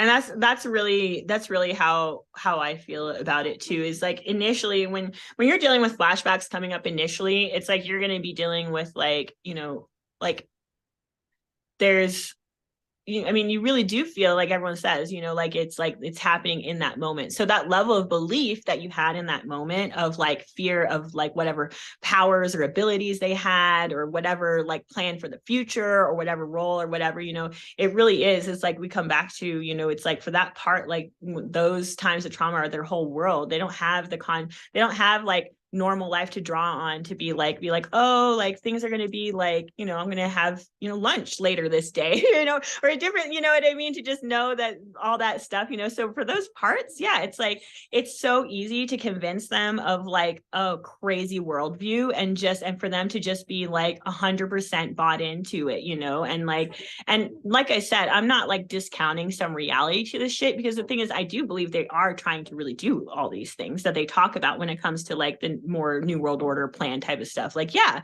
they're psychopaths. There's obviously a desire for world domination. Like, why wouldn't there? That's the name of the game for them, is to dominate, control, all that kind of stuff, So, so for sure, it's like I would understand that. I don't know, that almost to me, it's like these belief systems or like the New World Order shit would almost naturally arise, out of like a psychopathic community of people, but that's where I'm at, is like understanding that that's a reality versus understanding the reality to which it's like actually going to be enacted, to me, like that's where I don't have very much fear and stuff like that, because I do feel like, I don't know. It's like as fast as like they're trying to put people to sleep, people are waking up faster, and that like, even in my life, like when I look at like the fact, like when I was first healing, like 6 years ago and 7 years ago, and talking about like Epstein to people and everything, and everyone just looking at me like I was crazy, like people don't do that, and I was just like, and then for like to be like 2 or 3 years later, and then all of a sudden it's like the same people that were like that doesn't exist, to be like, oh, did you hear Epstein killed himself? And I'm like, yeah. I mean, I like, yeah, everything you're telling me I've known for like 5-6 years, but it's just because people don't, they don't really want to look into it, which I don't blame them on a certain level, because it's like, who is going to choose to look at these things, unless you're forced to, so I completely understand that. And the thing is too, is when you're dealing with things that are so delusion or grandeur style, when it comes to New World Order stuff, it is easy for people on the outside that don't believe it, psychopaths, to just hear that Illuminati shit or something and just be like, that's stupid. That's just some Hollywood shit. How could anyone ever think that they would do that? You know what I mean? Like, and so, yeah, so it's understandable, Um, would you like me to go at all into the role that I was supposed to have for the Yeah, go NWO? ahead. Okay, cool. So there was a couple. There's two, actually. So one of them was that I had been essentially, because of the problem solving abilities and stuff like that. Like the wolf altar that had been created, and all of that training about like the motivation that was given to us was essentially that it was part of like the New World Order agenda, is that the role that I was given was called hunter tracker, basically, and that essentially I was chosen because of, you know, like my problem solving, my attention to detail. Intelligence was a lot of it. Like, so a lot of like me and the other pack mates was about like that you were going to have slaves that had to be supervised, and you were going to have slaves that were essentially trusted and allowed to like go out and be on their own and enact stuff, you know, a lot more and make more of their own decisions, essentially, you know, in service of the cause. So for my role, it was basically that I was going to be called on, and people, you know, that had the same role, the hunter tracker type stuff. It was mostly guys. That was part of one thing that was also impressed upon me, was that I was special because I was like a girl that was doing this kind of stuff, you know, that you know, but it was also one reason it was seen as a huge asset, basically, was that I was a female. So so for me, like what I was instructed is the, you know, the whole role was that, you know, the wolf altar at the time that the New World Order had essentially taken over, you know, all of the major populaces and stuff. And there was a large refugee population that was going to be, you know, trying to be on the run and everything. The hunter trackers were meant to essentially be going out and tracking down those people. The goal was that you were going to be killing any adults that were refugees, because they've already proved that they're not, you know, usable essentially for their agenda. So they just wanted to dispose of them. And then any kids that the refugees had were supposed to be essentially like taken by me or whoever, you know, whoever the hunter was, you know, back to our home base, essentially. So for me, it was put to me in like a couple of different ways. That essentially it was you had the wolf altar come out, you know, that would feel very at home in the woods, you know, so we would be directed to an area to go search, you know, and we would just go out and just live in the woods, basically, just looking for signs of people, essentially, and allowing ourselves to like get fairly dirty and different things like that, because the whole point was that if we were to find a group of 3 adults or less, then the goal was that I needed to sneak up on them at night and then use my knife to essentially kill them, and then take any kids if they had them. And if not, then I would just go back and just report where the bodies were at, essentially. But things got a lot more complicated if it was more than 3 people, basically. So if it was more than 3 people, I was supposed to do one of a few things. So essentially the wolf altar was supposed to take a back seat once we encountered those people. And, you know, my public persona, who's, you know, very charming and friendly and all that kind of stuff, you know, very just normal and innocent seeming, you know, was supposed to come out. But depending on the size of the group, we were supposed to either pretend to be sick, you know, and we were going to just be a lone female coming out of the woods, you know, on this refugee group. We were either supposed to pretend to be sick, you know, or we were literally supposed to injure ourselves, you know, do something like use a rock or stick or something to like, you know, physically injure ourselves so that we would be more like lame duck, essentially, you know. So we would arrive into refugee camp, you know, we would be taken in as like another wounded refugee, and like essentially there were like parts in the background, the wolf part and then like the sexual assassin part, that were supposed to be assessing the particular group for the personalities that were going on and the leaders, to understand like whether our best in to like becoming part of the group and then advancing as far as status in the group, whether it was going to be through sexual means or whether it was going to be through, like I said, like the problem solving means, like, because I could like, I don't know, I'm good at like inventing and MacGyvering stuff, you know, so it's like, you know, like, oh, we need like this like random thing made out of like sticks and rocks, you know, so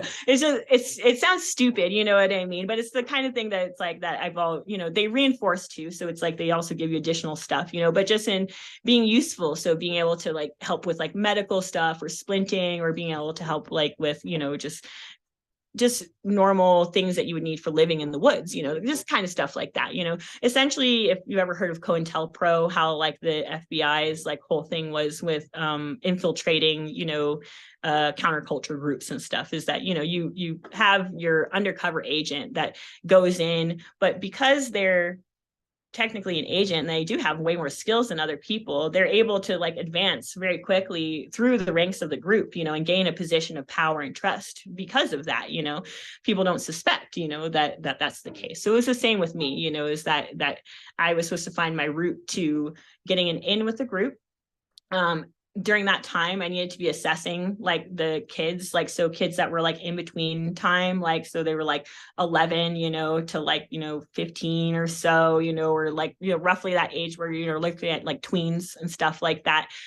Those ones were supposed to be like assessed on whether or not they were going to be cooperative and like would, just come back with me, or whether they had to be, when the time came, also killed along with the adults, and that's pretty much what most of it was about, is that, is that there was going to be front persona that was doing all the other stuff, and then the other persona that was essentially making all the plans for, when was going to be the right opportunity to essentially, do what we did, with the other, a smaller group, which would be kill the people we were supposed to kill, and then take, the kids, back essentially to the base, and giving myself time to figure out supplies, all the different things I would need to try and get as many kids back alive as I could, essentially, and, have big kids carrying smaller kids, like all that kind of stuff, was like all the different logistic type of shit, that they went into, with me.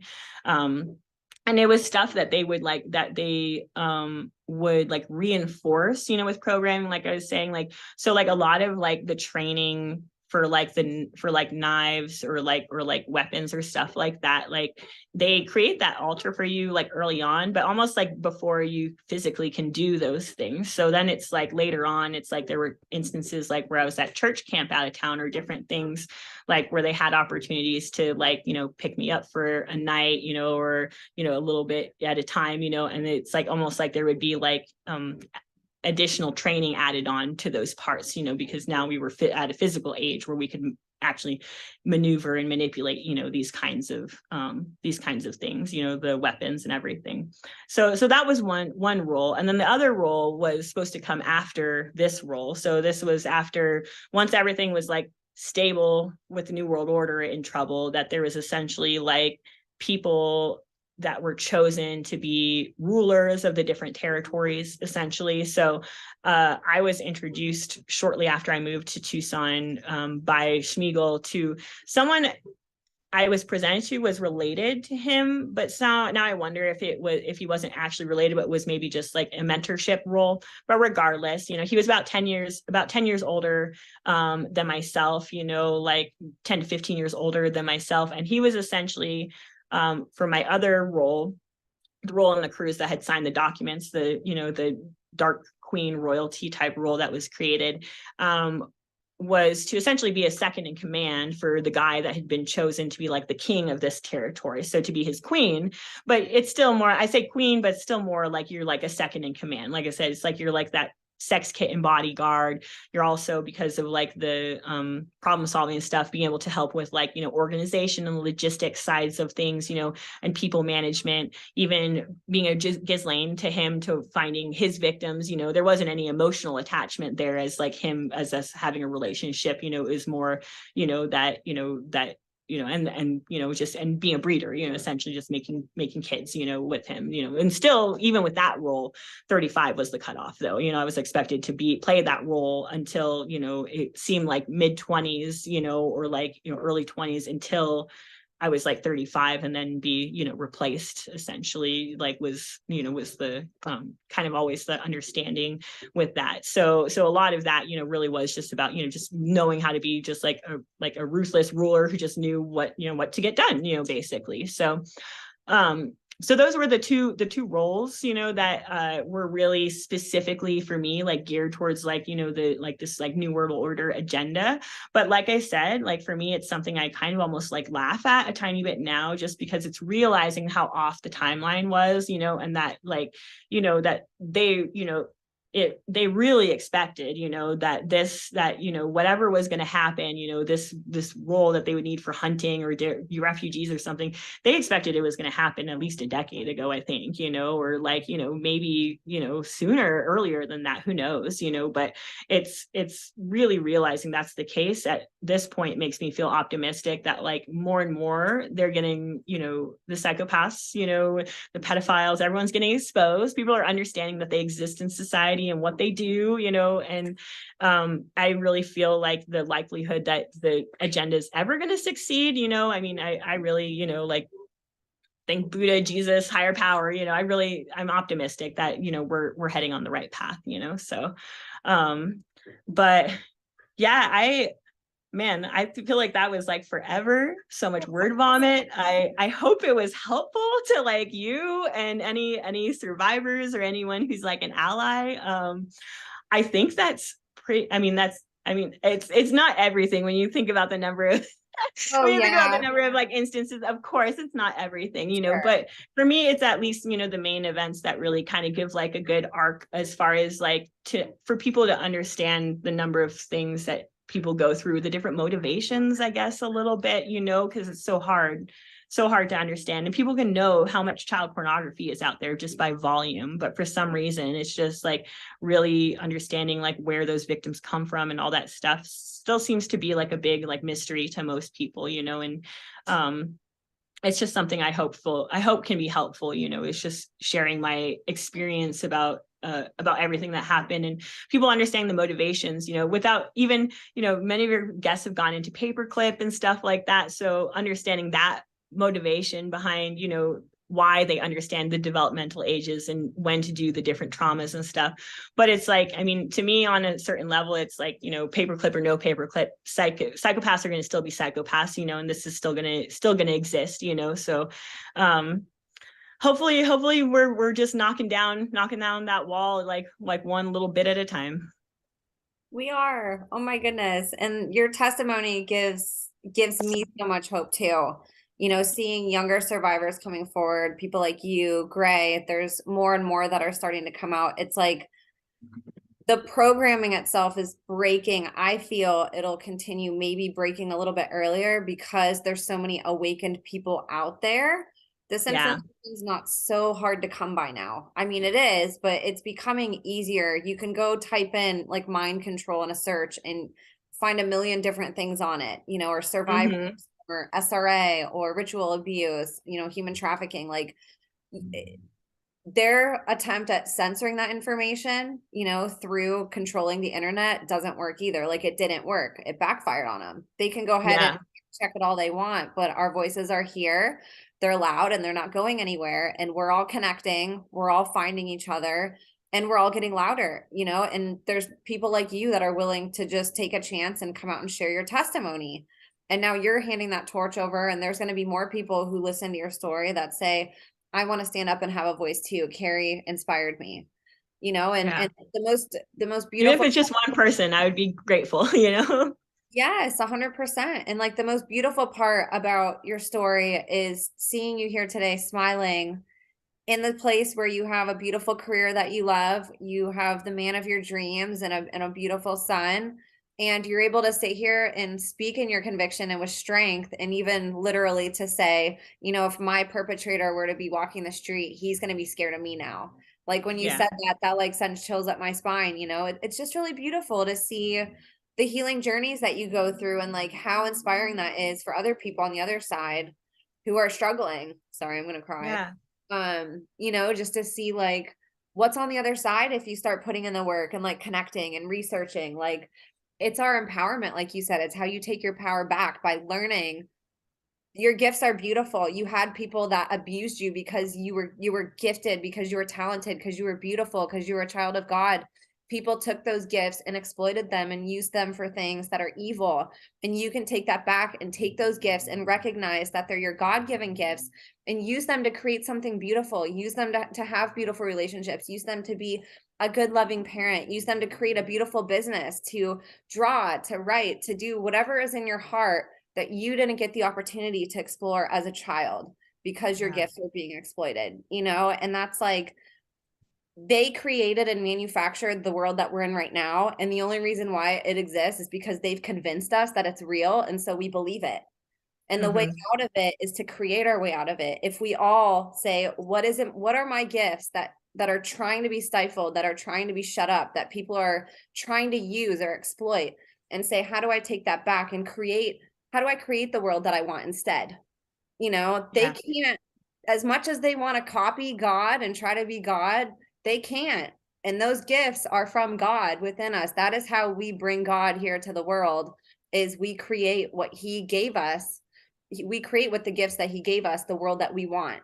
And as Yeah. soon as we all learn to do that, and by following your example and doing that, that's when we really take our power back. And that's when the world will start to change. We can do this by coming together. And your testimony is such a beautiful example of that. And I hope people listening, I know actually that they're going to be inspired. And I hope that this encourages some people to find that strength that you have and to look at their situation a little bit differently and to want to, use their story instead of letting their story use you. And I just can't thank you Yeah. enough for coming on here and sharing, because I know it's horrific just thinking about what you went through, and hearing your stories from your child's mind. Like, it's so sad, but at the same time, I think it makes people care more. And when we can have that empathy, that's when we'll have the courage to take what we're to take those God-given talents and to say, like, okay, I want to serve with them. Like, this is what I'm going to contribute to this world and to this movement and to the children.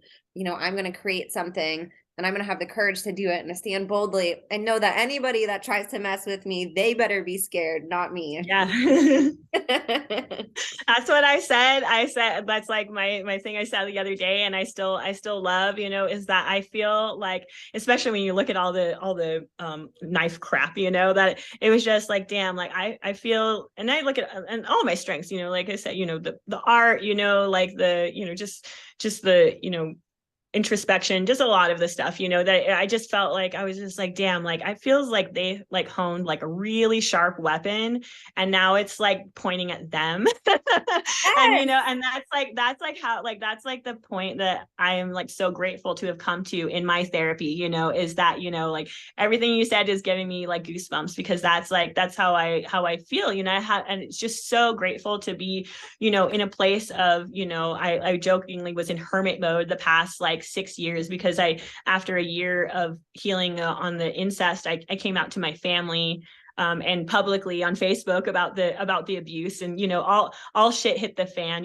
but also it was parts of me that felt like we were very vulnerable still to, I still hadn't processed all the emotions, all the memories, and worked through all the lies and everything. So it's like it was very much still being in the past 6 years of my life, being in this point, where I felt like I had to stay small, I had to stay hidden, that if Smeagol were to see me, if like my dad or uncle were to see me, that they would, they would just smash you down, you know what I mean? Or they would pick you back up and put you back in that fucking cage or something like that, And it was really, it was finally, that's why I really encourage everyone to heal, is when it's one thing to like understand, like, oh, like I don't have anything to be given for, or, oh, like, intellectually, like it's one thing to understand things, but as a survivor, it's like you have to come to the point where you really believe and feel in your soul, like the things that people are telling you, that you never did anything wrong, that you were a victim, that, all of that stuff, and so for me, that's why I really try and encourage, survivors of, and you don't have to go through something this drastic, like even like small traumas that we go through and can hold on to, they can still negatively affect our lives like forever, and that's where I just feel like it's just so, the reward is in the process, and to feel, like I said, now, like to know that I had years of just hardcore fear when it came to thinking about my abusers, if I see them on the street, if this, that, the other, you know what I mean, or even thinking like, am I still triggerable, or all that kind of stuff, and then to just get to the point where it's like it does all sink in, really, that that you were a kid then, you're an adult now, that these motherfuckers, they only bully kids, and that, you never see them being like this with like adults and stuff like that. And that when you can really internalize that, like, where you're at presently, which is probably a very safe place, and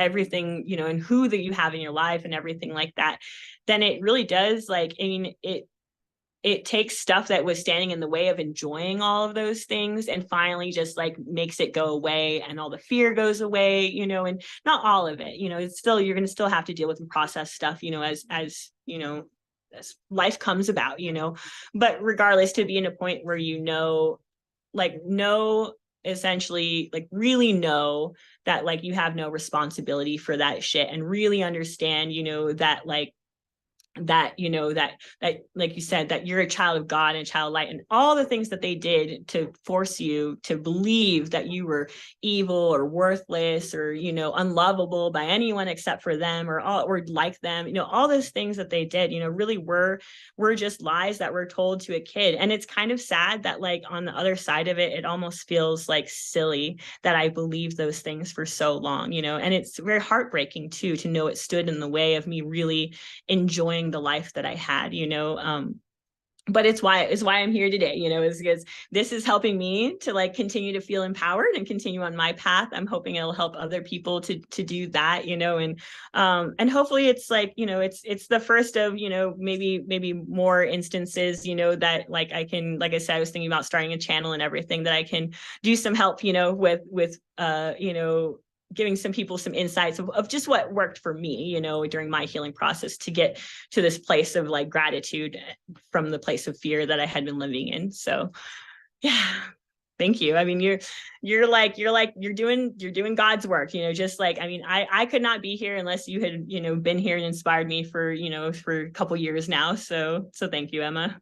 Oh, Carrie, thank you too. It's such an honor to have you on. This was such a special episode and such, I mean, you went into a lot of detail too that I think is going to help people understand things that maybe they wouldn't have been clear about before. So I know that it's always so hard to talk about all of this. And I appreciate you coming on and taking your time out to talk to us and educate us and to share your story, you know, and it's everything that they don't want, you know, and I Yeah. just love that. Like, I love all the ways that you've broke through everything. Like you shouldn't be here, you know, and here No. you are speaking your testimony on a public platform. And it just like, I'm cheering you on, and so is everybody. And I know I speak on behalf of everybody. Like, please start a channel. Like, we would all love that. I'll help Yeah. you if I can. I'm really I, excited for that. You're made for this. Yeah, no, thank you. Thank you. I feel like, I mean, I just feel like it's from being an AA for over a decade, you know, it really feels like part of my healing has always been like trying to, like, whatever I have, trying to give it away. It just, you know, even from a selfish standpoint, it just helps really it sink in for yourself, you know, too. So that's where I'm at, you know, with this is like, I've talked to so many people about healing and about, you know, about sexual abuse in their past and different stuff like that, and being able to like help them with like some guidance on like dealing with the stuff and everything. But, you know, I mean, just when it comes to very like nuts and bolts things like journaling tips and stuff like that, I do feel like it's really, it sounds crazy, but it's like when it comes to the trauma healing, in my experience, it really is. It's like, it's the simple things that you make a habit of that really do make the long-term difference, you know? And I feel like sometimes when you're in that, like, especially if you're new to dealing with like your flashbacks and all that kind of stuff, it's easy to get overwhelmed. So I think that like it would be really helpful to sometimes have little steps, you know, concrete things. That was really helpful for me to just feel like I was making some progress and not just like disappearing into like this, like, you know, ocean of shit. 100%. Yes, that would be amazing. And again, thank you so much for coming on. Do you have any closing thoughts before we start wrapping up? um No, I don't think so. Other than, you know, just like to reiterate, you know, if you're on your healing path, stay on it, you know, like look for, you know, resources like Emma. I have like other resources, like a book by Allison Miller that I would really recommend. I don't know the it's called Becoming Yourself, Healing from Ritual Abuse and Mind Control, by Allison Miller. I think it's a really wonderful book that, you know, just is very, if you think that what you're dealing with is, you know, like more structured programming type of stuff, I feel like it fills in a lot of the gaps that regular DID stuff, research kind of misses, essentially. And then the one other resource I would love people to look up is a therapist named John Olah. I think he has like a YouTube and has been on, but I would just recommend looking him up and listening to some podcasts that he's been on. Most of what he talks about is understanding psychopathy, so understanding the abusers. And in my opinion, that was a huge factor into me taking a lot of the responsibility and guilt and ownership off of my actions. Was once I could really understand the way a psychopath's brain worked, their motivations, all that stuff, I could really see the manipulation for what it was. So that's the only other, for survivors, those are the two resources. And his name is spelled Jon and Uhler. So either of those I would definitely recommend. They were really helpful, for me, among other things. But I just wish everyone like stays safe and blessed and everything out there, and just on their journey moving towards the light, because that's where we all belong. Thank you so much for that. That's so encouraging, and what a beautiful note to leave off on. And we all wish the same for you, Carrie. So I ask everybody, please send all your love, send all your prayers, send all your light, all your healing energy, all of your positive energy, and prayers of protection over Carrie and her family as she continues to do this. We want her to be safe while she does it, and for anybody who tries to cross her path to be absolutely terrified of her, because we can see she is force to be reckoned with. Now I wish they can have a hug, Oh my goodness, you're such a force to be reckoned with. You're such a strong woman. So I'm so grateful that you're on. We'll have to have you on again for sure. But I'm so grateful that I made a friend out of this, and that you're in my life, and this is just amazing. So I really appreciate you coming on. And for everybody listening, we couldn't do this without you. I'll leave Carrie's resources that she recommended, the books and resources for healing. I'll link those below. That way you guys can go purchase them if you want, or go find them. And please share, comment, anything helps us. These topics don't really get elevated in the algorithms, so any help from you guys is awesome. So thank you guys so much. God bless you, and we will see you next week.